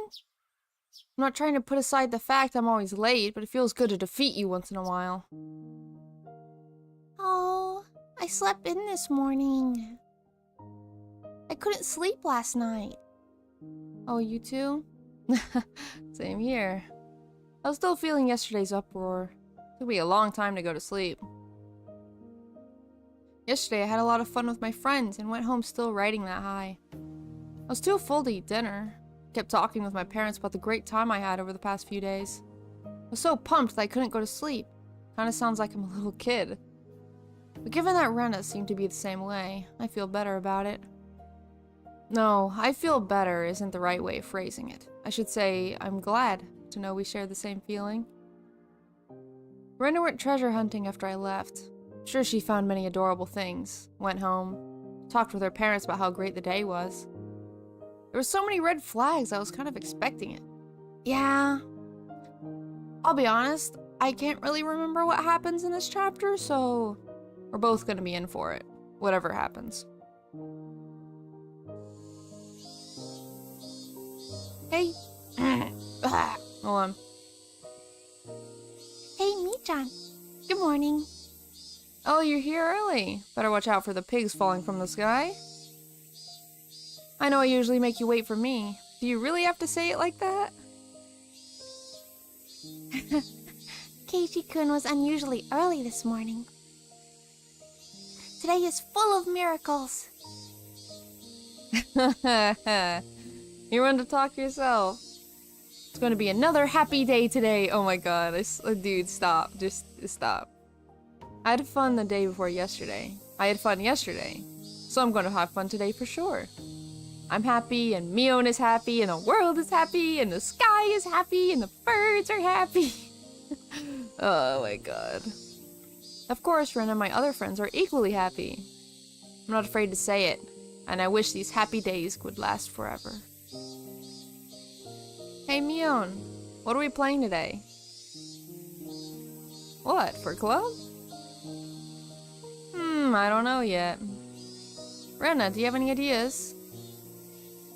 Let's see. We've been playing athletic games for the past few days, so I'd say something not athletic. You're right. It's a very good point. The club is not only about athletic performance, is it? Of course it's not. Our club members have to have brain, skill, and brawn to boost. To boot. So why don't we play some tabletop games today? Everybody was early this morning. We could enjoy our walk to school for once. After a while, we started talking about the upcoming festival. They told me that this festival was called Watsunagashi. I'm sorry, I just can't not laugh when they discover Watsunagashi and what it is and stuff. I'm gonna be so happy, and today was going to be the best day ever, and we found out there's a festival called Watsunagashi, and we're gonna have so much fun. Come on, it's a little funny, right? Oh my god. It's the biggest event of the year in Hinamizawa. Yesterday, my relatives gathered at my house in Okinomiya, and they started talking about you, Kei-chan. What? What? Me? What do the great people of the Sonozaki family talk about? They talked about how you needed to be executed. Isn't that crazy? Well, my uncle Yoshido is the store manager of Angel Mort, and he saw your performance yesterday. He really likes you now. So I started asking the others if they had heard of you, and I found out that most of them did. I wonder why Keiji is so popular. They said you're famous in Hinamizawa. It's like all these overtly sus things that no one is recognizing as sus. It's like the complete opposite of chapter 1, where Keiichi took everything they said as sus. You know? Like, everything his friends said was just, they're all liars and terrible and whatever. And now in this one, it's complete opposite, where there's literally, like, look, I know this isn't the most sus thing ever, but it's a little sus, and I would be a little sus about it, you know? But, you know, we'll see. Famous? Doesn't sound like they meant it in a good way. Probably more infamous to them because of the punishments you made me do. It's not only that. They said that you blend in well and you're full of energy and you're a little bit reckless. Say it's rare for a young man in this era to have all those qualities. They were very impressed with you. I felt a bit embarrassed to know that the people I hadn't even met were speaking well of me. And so they want you to do something at the Higurashi festival. What? Whoa. This is so different. What do they want him to do at the festival? You like to draw people's attention, don't you? Hey, don't assume things and don't decide anything without me. Don't you know I'm a quiet, lonely guy who loves to be alone? Lonely guy? You mean cherry boy, don't you? Oh my god. What's a cherry boy? Oh, Wow! Stop talking about nasty things! Ladies don't talk about things like that. Wash out your mouths with soap right now. We really were still feeling the after effects of yesterday. Mion and I made a lot of noise teasing each other on the way to school. Rena watched us and laughed happily. They didn't... Hold on. She didn't tell him what she wanted him to do at the festival? What? Dude, I'm so freaking on edge. Satsuko and Rika-chan were already there when we arrived at school. They were also full of energy. Tomita-kun and Okamura-kun were too. From that, I can tell that they also had a good time yesterday. Everybody has been having a good time, really. In Himizawa, everyone is happy. What is happening? Oh my god. It hasn't even been a year yet since I moved here, but... What is it? Well, I'm just glad I moved here. What's wrong, Kei-chan? You're being sentimental. I understand. I understand exactly how you feel. You feel like everything is perfect, and you've become happy since you moved to Hinamizawa. I think this village has some kind of power to make people feel that way. Are you happy, Rena? Yes. I'm happy every day here in Hinamizawa. Yeah, me too. Hey, don't leave this old man out in the cold. Let me in on the conversation too. The sky was clear, and a few thin clouds were pure white. The cry of the cicadas was telling me the summer would be coming earlier than usual. Watanashi is just around the corner. Sure, we'll have a great fun at the festival too. There'll be more and more fun days to come, I'm sure of it. Summer's just around the corner. Oh my god. I can't. I literally can't. What's happening right now? I have no predictions. I just know something is gonna freaking go wrong. Vampy, what's so sus? Everything is so cool in Hinamizawa. See? I think they're wrong. I think they may be lying. I think that they are... Well, hold on. You know? They are treasuring the good times. But... Well, why are we seeing all these freaking images of Hinamizawa? I'm scared. I'm just... I can't... Dude. If you have to say, I'm so happy 100 million times. Oh, okay, we're running again. The last class of the day was finally over, meaning that it was time for club activities. Oh, sure, it would be fun. I couldn't wait. But then Mii-chan received a call and told us something had come up and she had to go. So we didn't have club meeting today. I was really looking forward to it.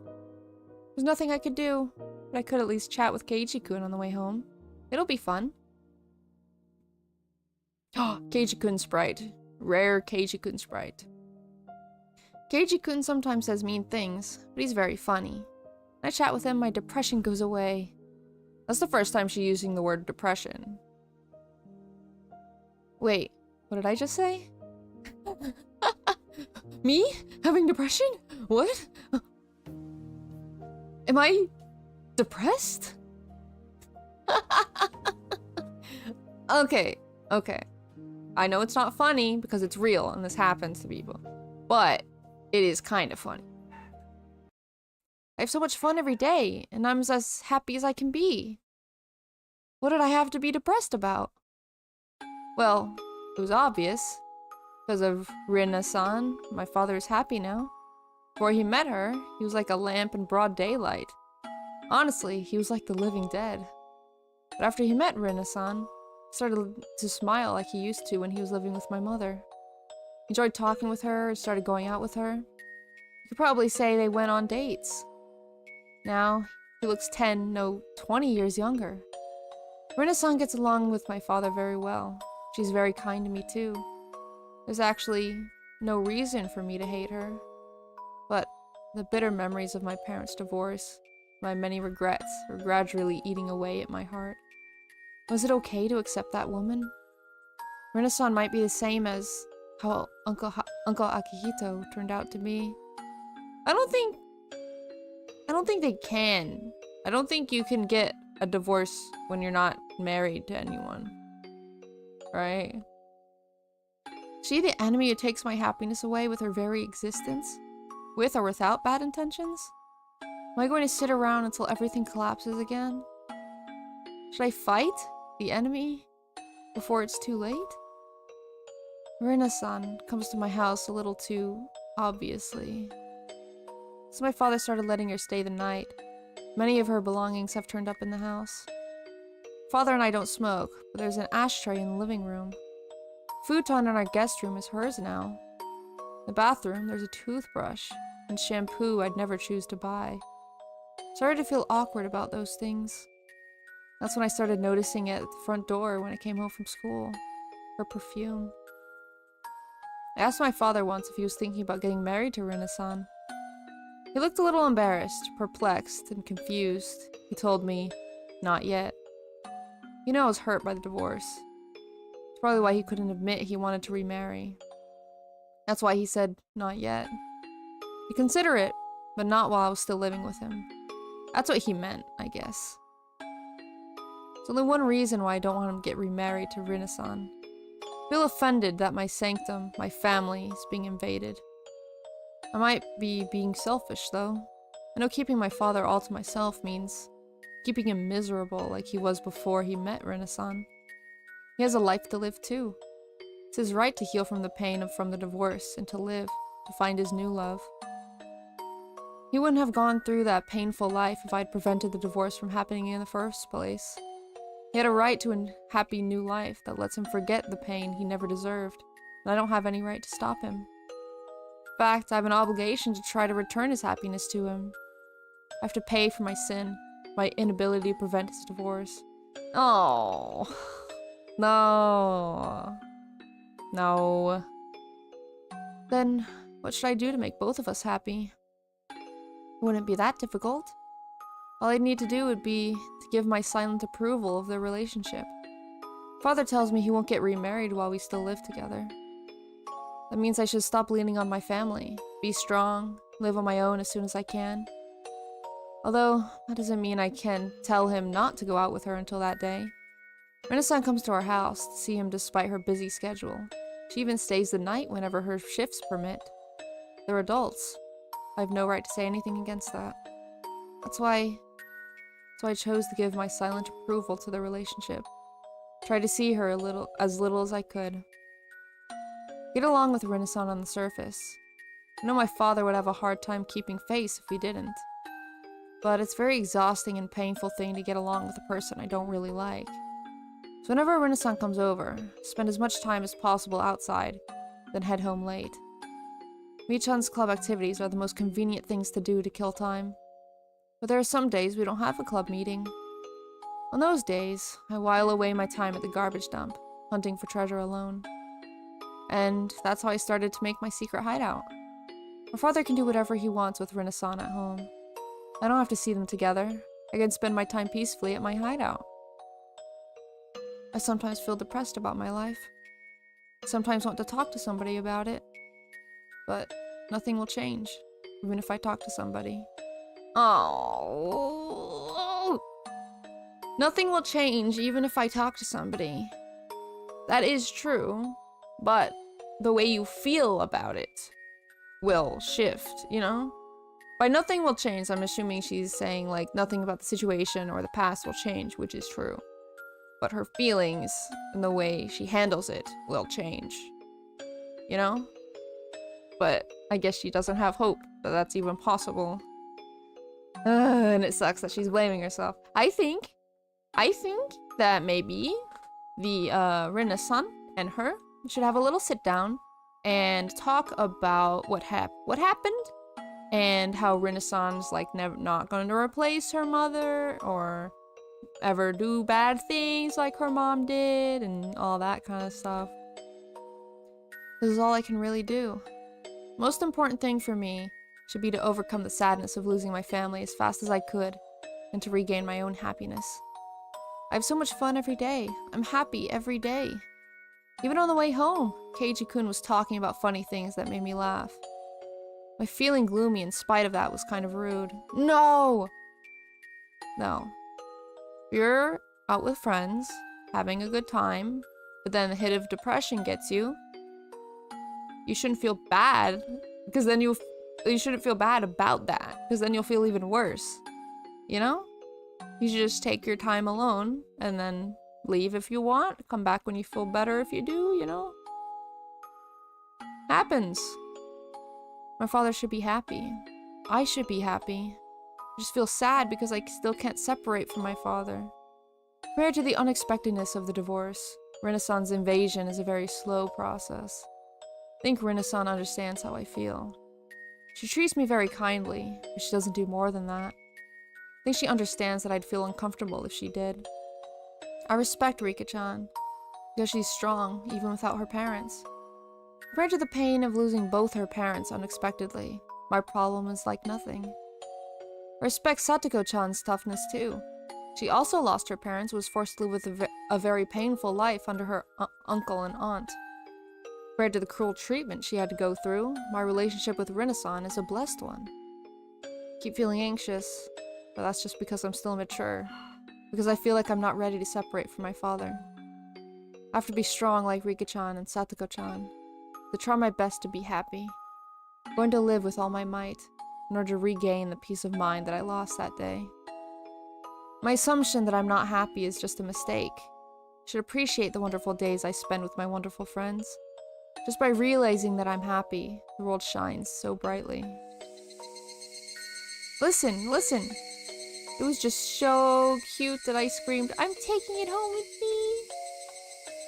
I bet you did. You're an expert at making the most out of every day. I am, aren't I? I feel very fortunate to have a wonderful life and wonderful friends. How could I be unhappy? You're right. In Hinamizawa, nobody becomes unhappy. Everybody stays happy! Hinamizawa is free from misfortunes! How could he even say something like that, considering the murders that happened many years ago? He should have stopped right there, but he just kept going. I'm jealous of you, Rena. Ooh, oh, ooh, ooh, that's rough. No, no, no, no. I wish I could be an idiotic optimist like you. Oh, sounds like you're insulting me. But if that's what I need to make every day wonderful, I wouldn't mind. Would I? I don't have any worries. I feel like I do, but that's just because I'm immature and still want my father's attention. Come on. Say the magical words. It'll cheer you up. Oh. It didn't make sense to say it now, but I was gonna say it anyway.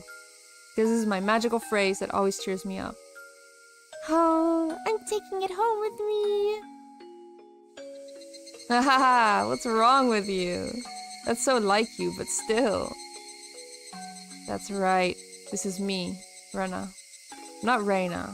Rena still wants her parents' attention. Rena is goofy and carefree girl.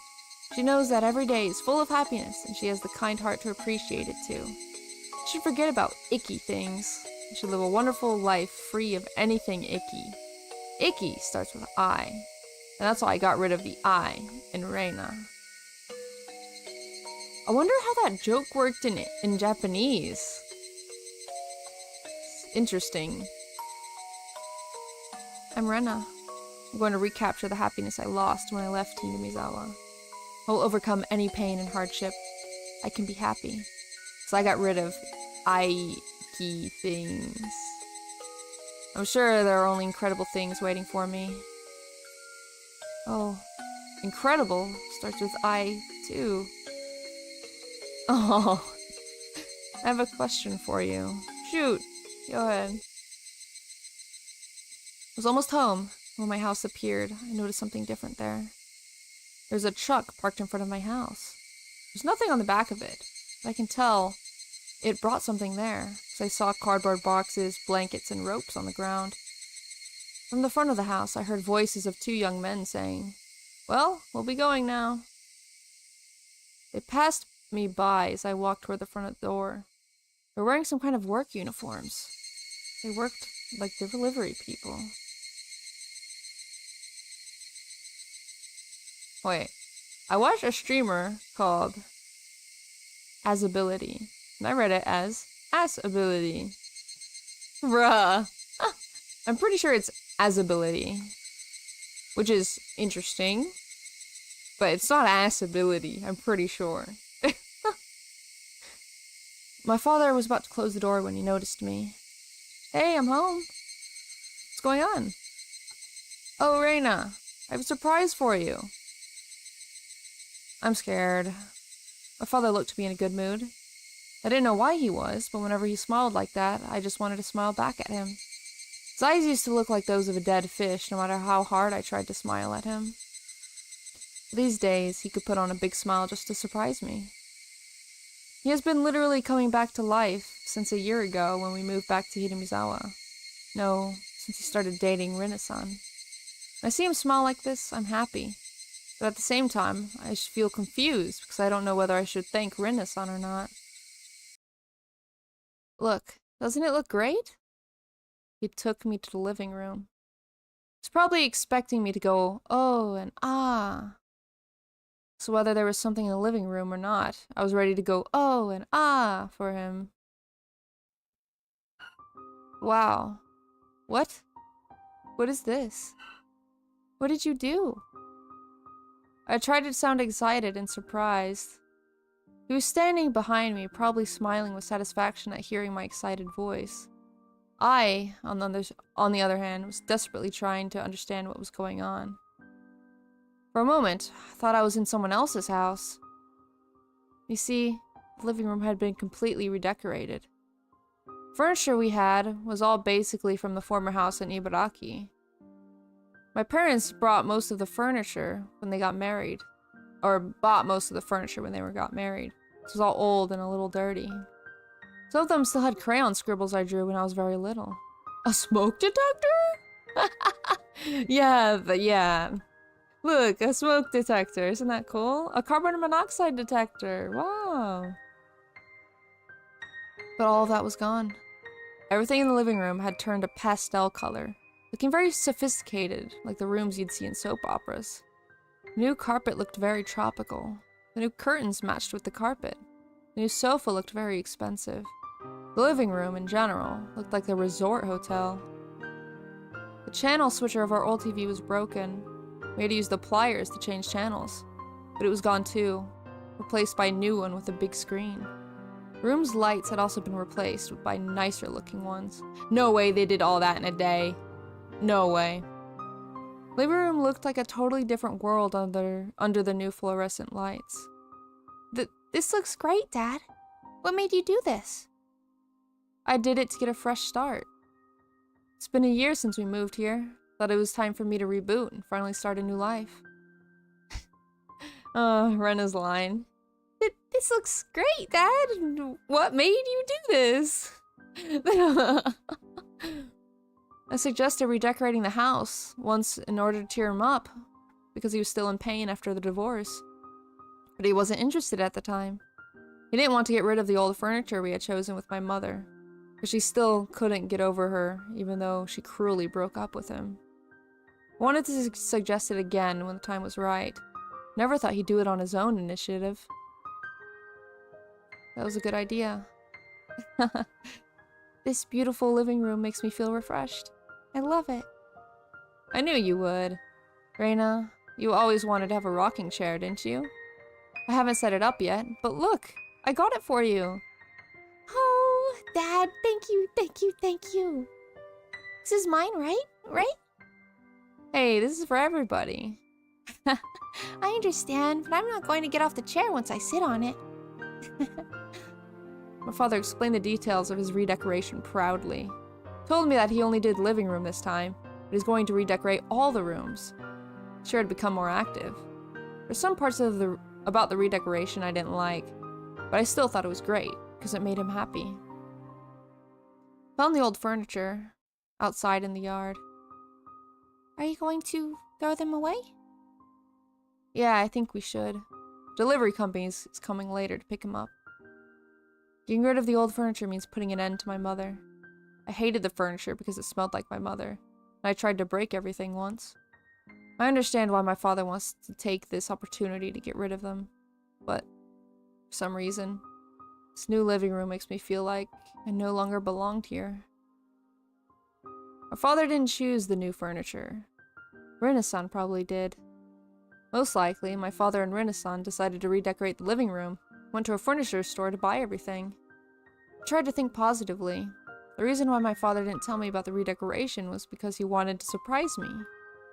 No, my father never really considers things that deeply. So I suppose he didn't tell me because he just didn't think he needed to tell me. Sure, he didn't redecorate the living room to make me feel like I was no longer welcome. Oh, don't be negative, Rena. My father didn't have any bad intentions. He doesn't want to get rid of me. He doesn't think I'm the reason he can't get remarried. And yet, why did I feel sad looking at the old furniture in the yard? Why did I feel like I didn't belong? I realized the reason right away. That reason was me. To him, wanting to have a fresh start by getting rid of the things that reminded him of my mother might be an indication of his unconscious desire to get rid of her daughter. No! Oh my god. Worst possible thing to think.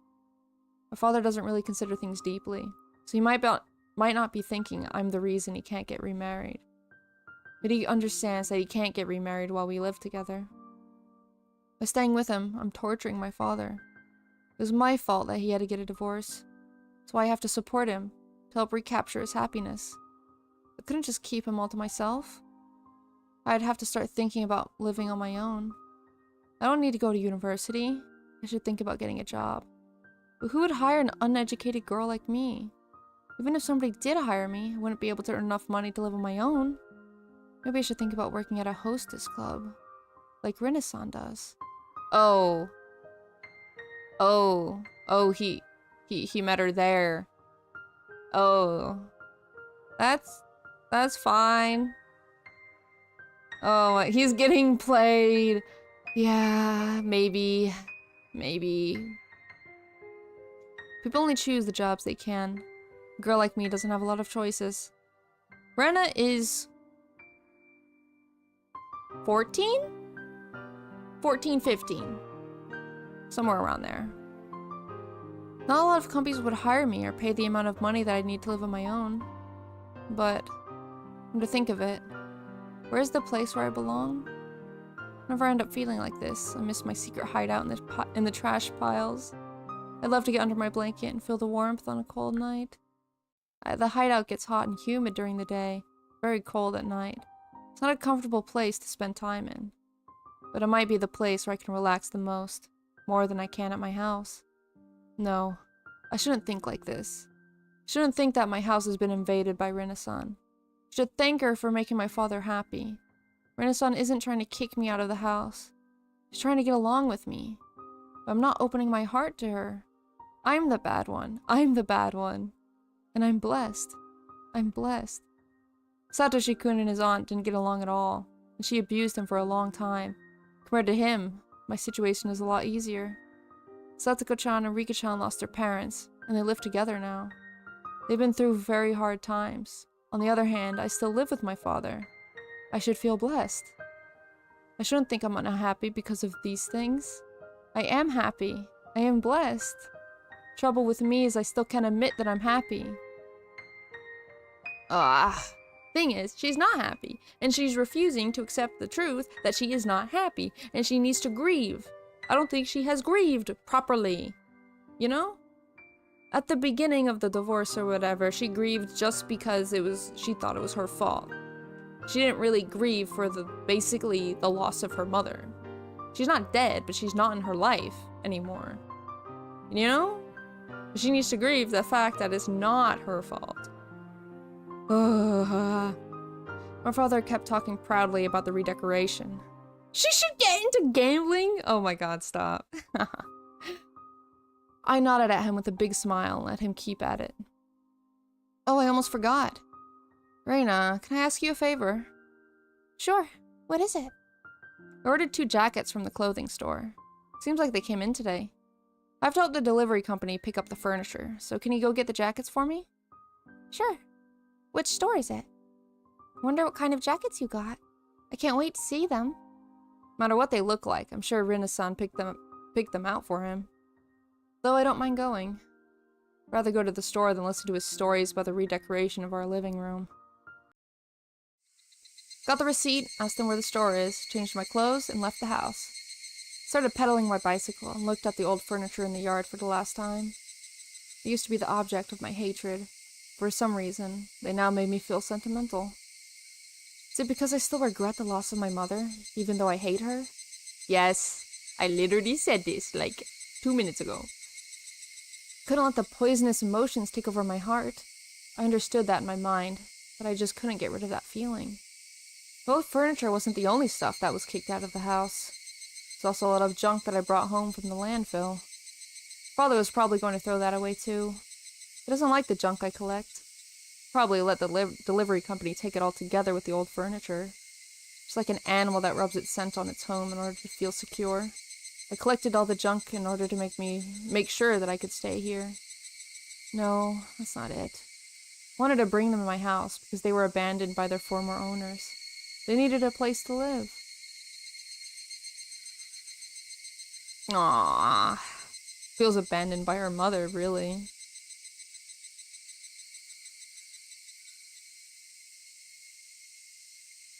This is really just the Rena sad chapter, isn't it? The store where my father ordered jackets from is a fancy boutique. It's hard to believe my father would shop at a store like this on his own. I could tell right away that Rena-san took him here. I handed over his receipt to the cashier. Short time later, the store manager came out wearing a perplexed look. Ryugu-sama, I'm very sorry, but it seems like the truck carrying your jackets is stuck in traffic. Should be here soon, though. Said that the driver called a while ago, told him he just got off the highway and would be here in about an hour. I didn't need to know all the details, but he explained them to me anyway. I asked him if I should come back tomorrow. He insisted I should wait because the truck would be coming shortly. He urged me to take a seat on their sofa. I didn't really feel comfortable waiting there, so I told him I'd be back soon and left the store. I wondered if there were any fast food restaurants nearby. Might have to go all the way back to the station. Looked around and found a coffee house. Glass on the door was black, so I couldn't see inside. There was a poster saying the price for a cup of tea is lower than normal for women on weekdays. Interesting. I'd just be going to get a cup of tea to kill some time. Should be okay. Still, I hesitated to go inside before opening the door. Her first impression of the coffee house was the smell of cigarettes. What? Her? Like, Rena? But then who am I now? It's nowhere for coffee houses to be filled with cigarette smoke. It's like a requirement. But Rena still regretted her decision. While she was thinking about leaving, the proprietor spoke to her brusquely, showed her to a table. Rena gave up on the idea of leaving and sat down. What am I? Who am I? The atmosphere in the shop was far from clean. From a clean, normal coffee house where you would go to simply enjoy coffee and cigarettes. It's more like a place where vulgar people would hang around. Rena didn't feel comfortable at all. But what bothered her the most was the laughter of a man and a woman sitting together in the very back of the shop. Oh, no, no, no. Oh my god. Is this where she finds out that Rena-san is like evil and bad and just using him for money? Oh my god. Oh my god. The table was behind the planter, so depending on how one looked at it, one could say she was in the spot most protected from their laughter. Rena looked as though she wanted to leave as soon as she finished her tea. Who the frick? Who the frick am I? Yeah, I am the coffee shop. The bell hanging from the entrance door rang, letting her know a customer just came in. It was a little surprising for her that a coffee shop like this would draw in so many customers. Rena peeked at the newcomers from behind the planter. There were 2 of them. They looked like vulgar men, type of people you didn't want to get involved with the instant you saw them. The proprietor tried to show them to a table, but they ignored him and walked toward the back. He walked up to the couple who had been laughing loudly and greeted them with a bow. Hey, you finally made it. Sit down. The couple stopped laughing, and the man told the newcomers to sit down in a threatening tone of voice. As instructed, the 2 of them took a seat. So, what happened? Very sorry, we tried to. Cut it, dipshit. Just hand it over. 2 of them looked at each other before they each took an envelope out of their pockets and put it on the table. The man roughly grabbed the 2 envelopes and tore one of them open. Inside there were many wrinkled 10,000 yen bills bound in a bundle with a rubber band. He opened the other one just to make sure it also had cash in it and threw it to the woman. Count 'em. Hey, don't order me around. This is originally my money, you know? Shut up. Just count 'em. Huh. Maybe she pushed the redecoration and he bought a bunch of furniture from the Yakuza or something? I don't know. The man yelled at the woman. She licked her thumb, looking annoyed, started counting the cash expertly. 2 newcomers hung their heads while she counted. Lighting a cigarette, the man waited for her to finish counting. Good. It's all here. Oh wait, the woman said, okay. Good, it's all here. The woman said after flicking through the last bill. The newcomers looked relieved. The man, however, didn't look satisfied as he stared at the bundle of bills the woman was holding. Ritsuko, how much is there? What? I told you it's all here. I'm asking you, how much is that? I told you all the money I lent them. No, idiot. I'm asking you if they paid you the interest. The man and Ritsuko yelled at each other. Even though they were making all that noise, the other customers acted like they didn't hear anything. Hey boys, there's only 2 mil in here. What's going on? 2 of them were trying to find some excuses to make. It seemed like this behavior had touched the man's nerves, as he started looking furious. The frick is this? I asked you what's going on. You better start talking. His angry voice echoed through the shop. He hit the table hard and dropped a glass on the floor. Noise thickened the tension in the atmosphere. Well, we're very sorry. Being sorry doesn't give her the interest, does it? I don't mind calling the police to solve our problem, you know. But please don't. 2 newcomers must have been in an extremely vulnerable position. They bowed so deeply that their foreheads almost touched the table. Called you here because I thought you wouldn't want me to involve the police. But then you act like you don't freaking care, huh? We're sorry, we're very sorry. Well, you could pity them. The newcomers looked as vulgar as the men threatening them, making it hard to decide whether you should feel sorry for them or not. After a while, Ritsuko opened her mouth as if to offer them help. Ted-chan, don't be so mean to them. I'm sorry. My guy gets mad easily when money's involved. Oh my god, wait. That's Rena, and that's Satoko's uncle. That's Teppei. What? What? Hold on, right? Am I remembering the sprites correctly? Wow. Oh, what a crossover. Jesus Christ. Okay. Alright. Yeah, that's 100% the uncle. You don't have to add the money part. I'm getting I'm ticked because they're bitching at you. Geez, saying those stupid things won't get you anything. Man pulled Ritsuko roughly into his arms and frantically kissed her kissed her lips without caring about the other customers. The kiss wasn't like the lovely ones that normal couples would share. It looked obscene instead. He let her lips go to take a breath, kissed them again, and repeated that for a while. After a while, he finally got bored of kissing and let her go. He gets really mad when it comes to me, too. He's impossible. So what? This woman's like a part of my body. Putting dirt on her means putting dirt on me. Whoever tries to do that is in for a bloodbath. You remember the guy with the comb over? I forgot what you did to that guy after you took him outside.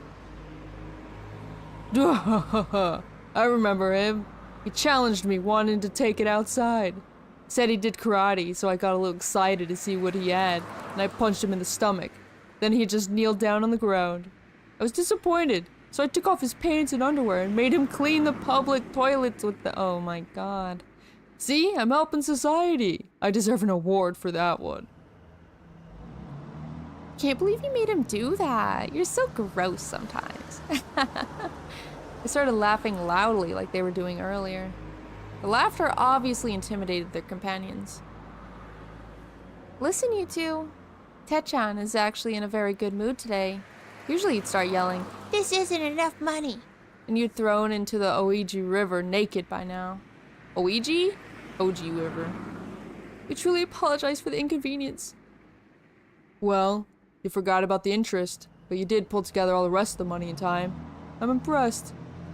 So, it'll be nice to take that into consideration, you know? Rena hasn't recognized her yet?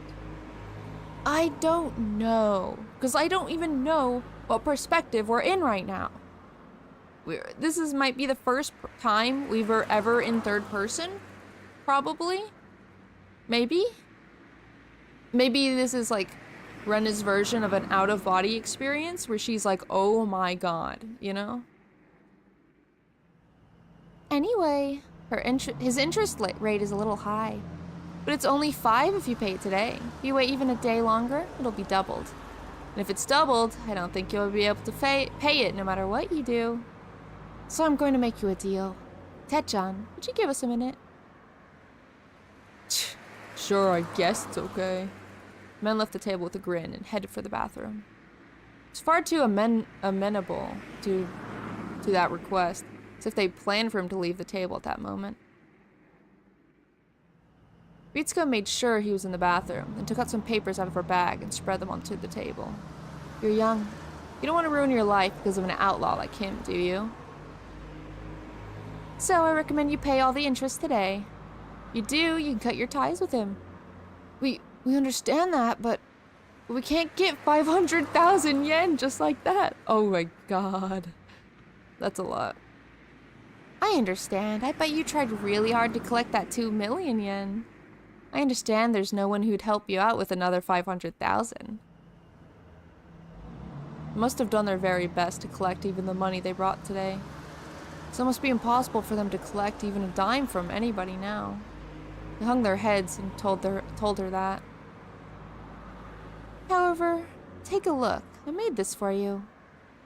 Guys looked at the paper on the table and muttered under their breaths. You don't need collateral or a joint guarantor. I don't know. That's a legal word. I don't know. Guarantor for this, so the interest rate is a bit high. But with this, you can take out a loan of 500,000 yen right away. Even this interest rate is a lot better than Techan's. What do you think? Would it be easy for anyone to guess? It would be easy for anyone to guess what Ritsuko was trying to force them to do. If you show him this with your signature on it, I'm sure he'll let you off. It's your choice, though. If you need a pen, you can use mine. Here. They read the small print on the document and were stunned by the outrageous interest rate. Ritsuko didn't force them to do anything. She just looked outside the window and smoked her cigarette. After a while, the man returned from the bathroom. Hey, did you come to an agreement? They looked at him, steeled themselves, took the pen. They're going to borrow some money to pay your interest. It's only 500,000 yen, so they can pay their debts soon if they work really hard. That's great. I'm impressed. Men get tougher when they have something burdening them. They must have planned this from the very beginning. The man and Ritsuko got what they wanted and grinned at each other. There were many things to fill out in the documents, and it was taking them a long time. The man and Ritsuko, already knowing that, started talking amongst themselves. Ritsuko, how's your husband and Hinamizawa doing? Oh no, no, no, no. Oh god, oh god, oh god, oh god, oh god, oh god. What? It's not my husband. What's going on with him? Heard he has a lot of money. How much do you think you can squeeze out of him? Well, you'll be so surprised. Heard his ex-wife gave him a settlement when they divorced, right? But I just found out that she gave him a lot. How much is a lot? It's about 50 million yen in the bank. He's a big spender. Wow, that's real big. So how much do you think you can squeeze out of him? He has a big crush on me. He buys me anything I want. Anything. He's not cheap like you. Might get serious about him. I don't think so. Your body won't be satisfied with anyone but me. Stop it. Not here. So what's the plan? Thinking about telling him I need some money to get rid of my ex-boyfriend. How much are you gonna ask him for? She whispers into his ear. You're a scary woman. Let me know if you need an actor for your play. I'll be your scary ex-boyfriend. Excuse me? You finished? Great. Let's bring it over to the loan company. Ritsuko, take care of the check, would you? Oh, the guy. The man pat them on their shoulders and then walked to the door. Another person was just about to enter. They nearly ran into each other. The man probably wouldn't make way for the person considering his personality. But when he noticed who that person was, he stepped aside. The person looked as vulgar as the other men. He was wearing a black suit with sunglasses on. It wasn't that big, but his stern look was very intimidating. It was clear at a glance that he was a gangster, and a professional one at that. The man who was behaving badly earlier looked a little nervous in front of him. As Ritsuko finished paying the check, she noticed the man in the suit. Oh, General Manager? Good morning, sir. The man in the suit said nothing, just raised his chin as if saying, "Freak off." Ritsuko and the others bowed to him and left the shop in a hurry. The proprietor noticed the man in the suit, also greeting him with a bow. Who could he have been? He appeared sedate. Sedate? Yeah, sedate. Compared to the other men. But he must be dangerous, because he made even them step aside. Everybody in the shop thought the same thing and tried not to look at him. The man in the suit looked around and found the menu on the wall. Oh, sedated. I see. But, like, you don't use the word like that. Thank you for the hydrate, though. I'm gonna take a sip of my iced tea. Very good iced tea, by the way.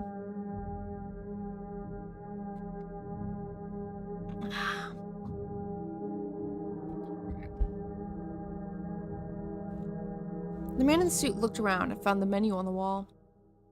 The proprietor walked up to him hesitantly. Hey, waiter? Yes? Is anything bothering you, sir? Do you have this seasonal dessert? Sweet something or other today? Huh? Oh, no, actually, we aren't running that today, but... Well, if you insisted, then we can make it specially for you. If you're not selling it, you're not selling it. I'll come back some other day. I knew it. I knew it. I knew it. I knew that was Kasai. I knew it had to be. Wait. Oh, the Yakuza. So, okay. I see. They're working for the Yakuza, which is Sonozaki side of, the Okinomiya side of the Sonozaki family. Got it. Hey, Kasai. You said he'd make it for you. Take his offer. We came all the way here. The girl seemed to be the only one who couldn't read the heavy atmosphere in the shop. She came in laughing cheerfully. It was Mion Sonzaki's twin sister, Shion. Shion pushed Kasai into the store while he hesitated. She looked at the girl who was sitting down and stopped in her tracks. Huh? Oh, it's you! Hello, Rena-san. How are you doing? Okay, so Rena was sitting there the whole time. And Rena didn't see her. Or something. What? Yeah? Oh, Shi-chan? I'm surprised to see you here. Huh? Are you here by yourself? You waiting for someone? Is it my sis? Or maybe it could be Kei-chan? Shi-chan. Who is this? Are you talking about Kasai here? He's like my bodyguard. He'll protect me when my life is in danger, won't you? I'll give him my life for your sake, if that's what you want me to do. Wow. Kasai, if you were 20 years younger, I might have fallen for you. He looks scary, but he's a very funny guy. This is Rena Ryugu-san. She's Sis's friend. My name is Kasai. Nice to meet you. Kasai-san? Do you know the people who just walked past you? Kasai nodded, indicating that he was familiar with them. Who are they? Who are they? I've never seen them before. The man is Teppei Hojo, skunk of a human being. She didn't seem to know who he was when she heard the name Hojo. And the woman? Rena Mamma Mia. Okay. I believe that's her business name. Her real name is Ritsuko Mamma Mia. I think. She's a hostess at Flower Road. Yeah. Kasai-san, do you know what he is to her? They looked like a couple to me. Hojo is Rena's pimp. They're very, very bad people, so you should never get involved with them. How bad are they? How bad are they? Gets a knife. Rena pressed him for the answer, but Kasai seemed to back down a little from that pressure. It's more courteous to stay out of a woman's private affairs. How bad are they? Please don't ask. How bad are they? Rena kept asking the same question until she got an answer. Shion sensed how desperate Rena was and cut into the conversation. Kasai, why don't you just tell her? I don't think she's asking out of curiosity. Am I right, Rena-san? Yeah. Yeah. There was tension developing between Rena and Kasai. Shion seemed to be the only one who couldn't read the mood. Kasai finally opened his mouth. They're both skunks, really.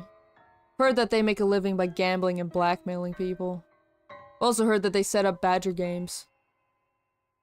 What's a badger game? Well, a badger game is like a marriage fraud? The woman finds a catch, a man who has money, and begins a relationship with him. Then her boyfriend shows up and catches them in the act, blames the guy for stealing his girlfriend, then blackmails him for money. First, the woman makes him buy expensive stuff for her, and then she asks her boyfriend to take all of his money. There's a rumor that she's got herself a big catch recently. Wow. Whoever that is, I'm so sorry for him. Oh my god. Well, that guy had some fun with her too. Guess he gets what he deserves. No! Oh my god. Oh my god, oh my god, oh my god. Yike! Yikes! That's a little harsh, Shion-san. A man sometimes falls for a woman very easily.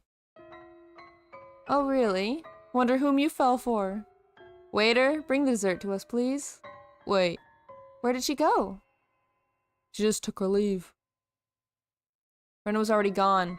The door, which had just closed, looked as if it was the only thing that knew where she went.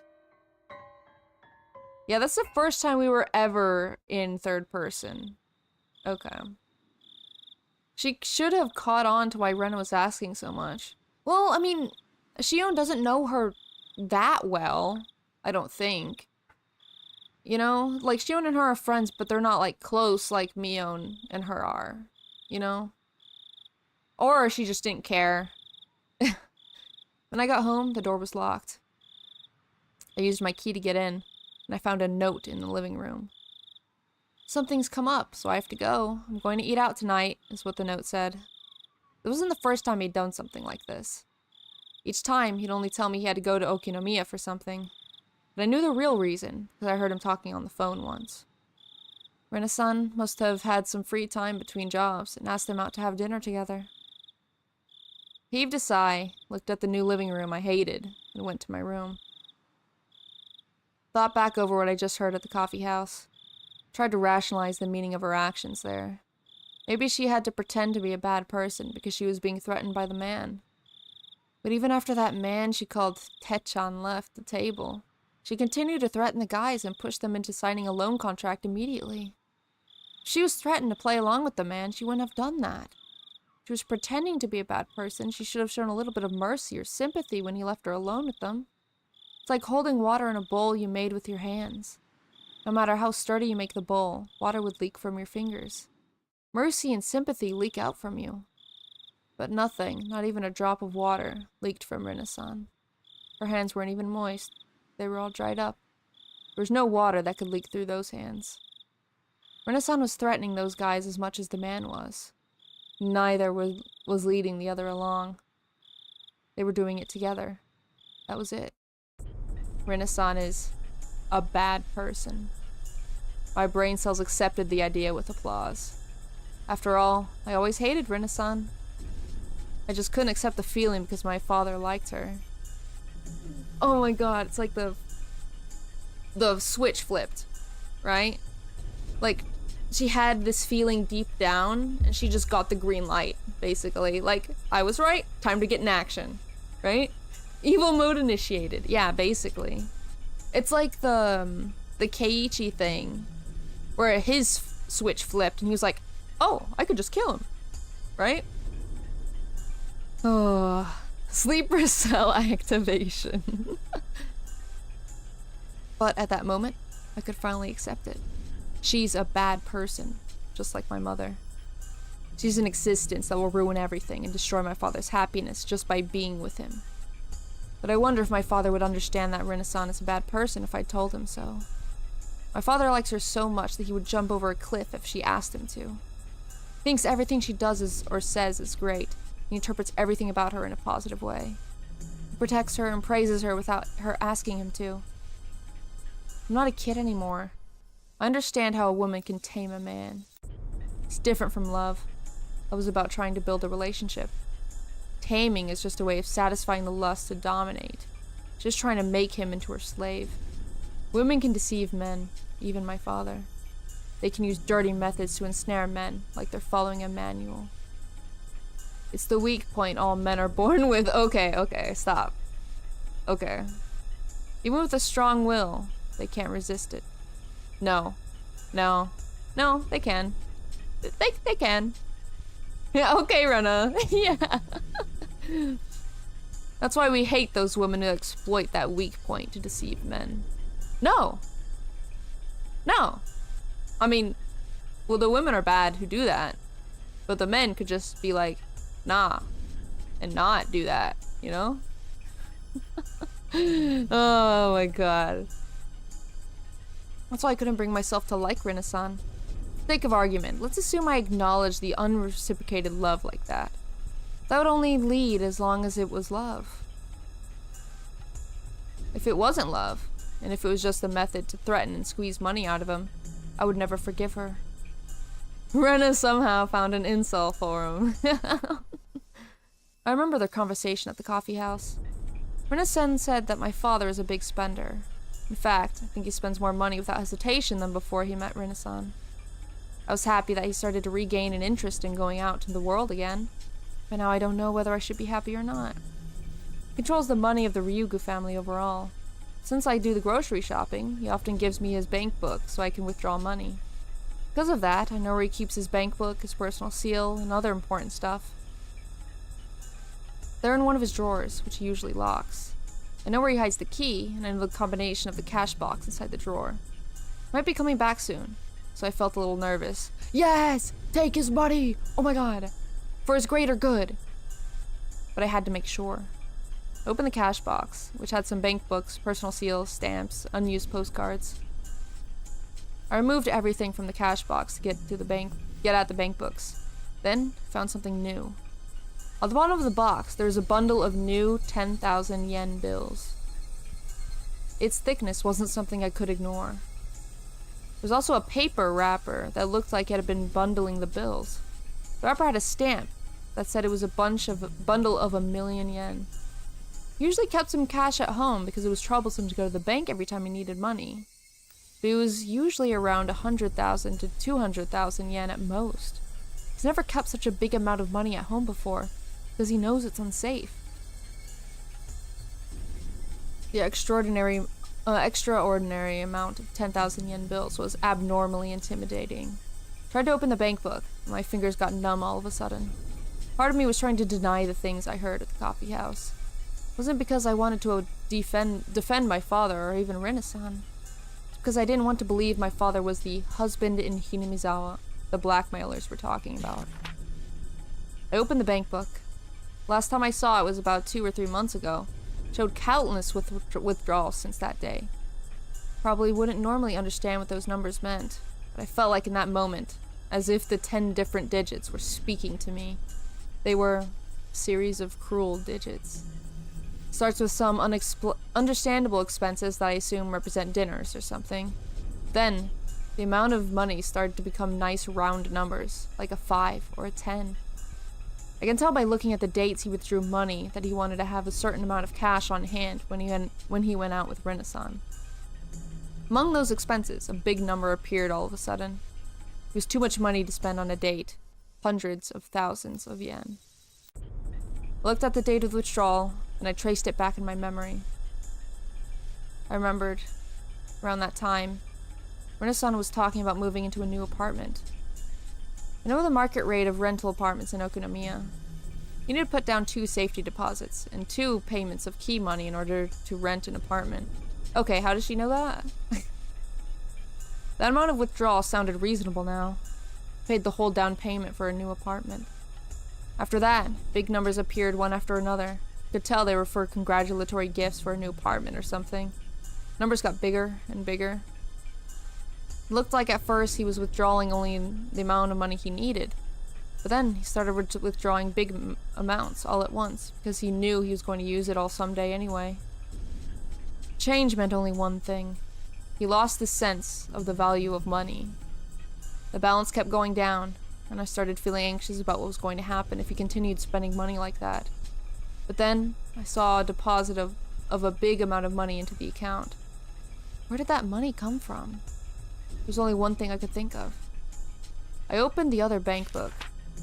It was easy, like a puzzle for kids. It's like playing with the easy jigsaw puzzle that comes with huge pieces that you don't even have to put together to see what the whole picture looks like. My father was using money from his time deposits. In other words, the settlement my mother paid my father when she divorced him. To him, it's cursed money. To understand if he wanted to use it to get a new love. But that was just an excuse to use the money from his time deposits. Money is money. Even though it's his divorce alimony, it's still important money for our future. Even though it's cursed money to him, that doesn't mean he can waste it. Big expenses started appearing one after another. There are many expenses, upwards of 6 digits. For some reason, I could immediately tell they were for buying electric appliances and furniture. Must have been buying everything she asked him to. If, from the beginning, Rena-san was only seeing to check if he could end up being a big catch, she must have been trying to find out how much money she could squeeze out of him. And my father bought her anything she wanted, no matter how expensive it was. So she probably thinks of him as the perfect catch now. Numbers in the bank book told me so. Simple numbers and dates on the bank book had started talking to me. Around the time he started withdrawing big amounts of money, Rena-san started coming to the house more often. She also started spending the night. To Rena-san, my father was at first just the guy who spends big money. But around that time, she landed her big catch. My father used to refer to as my friend in Okinomiya at first. But he started referring to her as Rena-san around that time. It's partially his fault. But he was betrayed by his beloved wife, and he was feeling hurt and down for a long time. It's also partially my fault.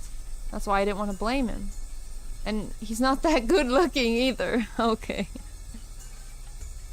There's no way he's immune to women. He must have not been able to resist an attractive lady who aggressively approached him when he was feeling down. He's crazy about Rena-san, and he can see nothing other than her. Can't blame him, because Rena-san trained him to be that way. Put the bank books and the other things back in the cash box. No, just take the whole thing. It's yours now. You were the responsible one in the house now. Take it. This cash box is just like my father's heart. Rena-san is eating up the contents. What should I do? Think, Ren-Ryugu. Should I tell him about Rena-san's scheme? No, that probably wouldn't do anything. The whole point of taming an animal is that it won't run away from its owner, even when the door is wide open.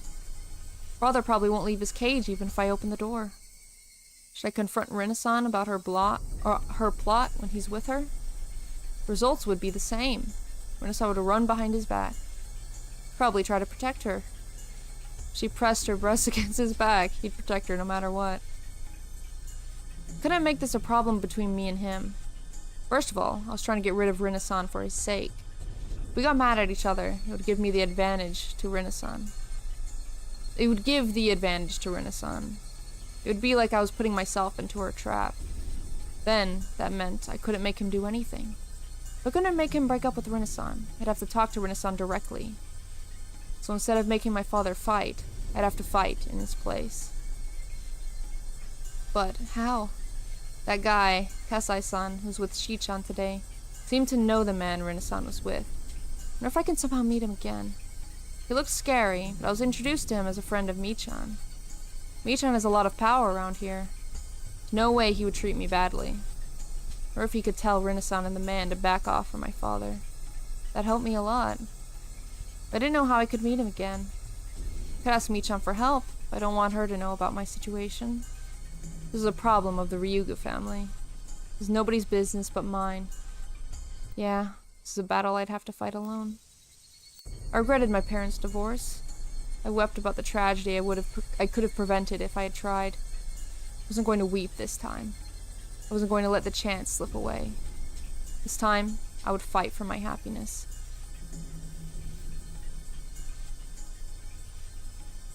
Oh boy.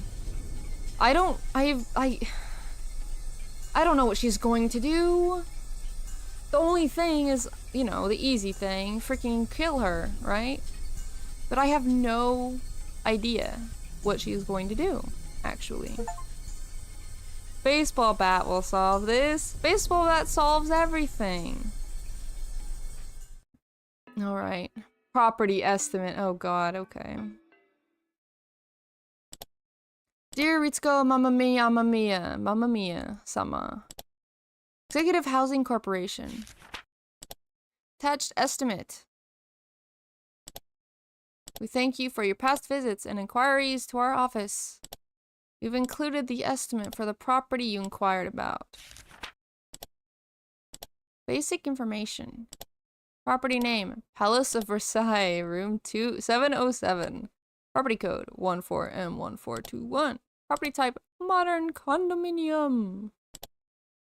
Layout 2LDK, address Shishibone City, Koiwa Chojome, transportation, blah blah line, Goguru, 5 minutes on foot. Cost, 49 million yen. Maintenance fee, 20,000 yen. Other, southeast corner room, elevator floor. Condominium fitness club membership included. Oh my god. Thank you for your interest in this property. The area around Goguro Station is a prime real estate zone for luxury condominiums, along with future planned developments. Real estate values in and around Goguro Station are expected to rise, and this property is not an exception. As a result, many prospective buyers are interested in this property. Hence, we'd like for you to understand that the selection process for this property will be done via lottery. Also, we also offer celebrity membership preferential treatment, granting highly improved chances through additional lottery entries. Please feel free to inquire with our agents for more details. Executive Housing Corporation. Celebrity Account Manager, Kawabata. Oh, God. No way she'd have the balls to ask for all of it. Jesus Christ. Alright. Alright. Sadly, we must end it there. But, oh boy, things getting interesting. Oh boy. She's not gonna ask, she's gonna make him. True. True. Very sad. But thank you guys for chilling with me and listening to this amazing, wonderful story. Have a good day. Have a good night. And I'll see you guys next time. Bye. I can't remember how I ended. So I'm just gonna say bye. Bye, guys. Bye.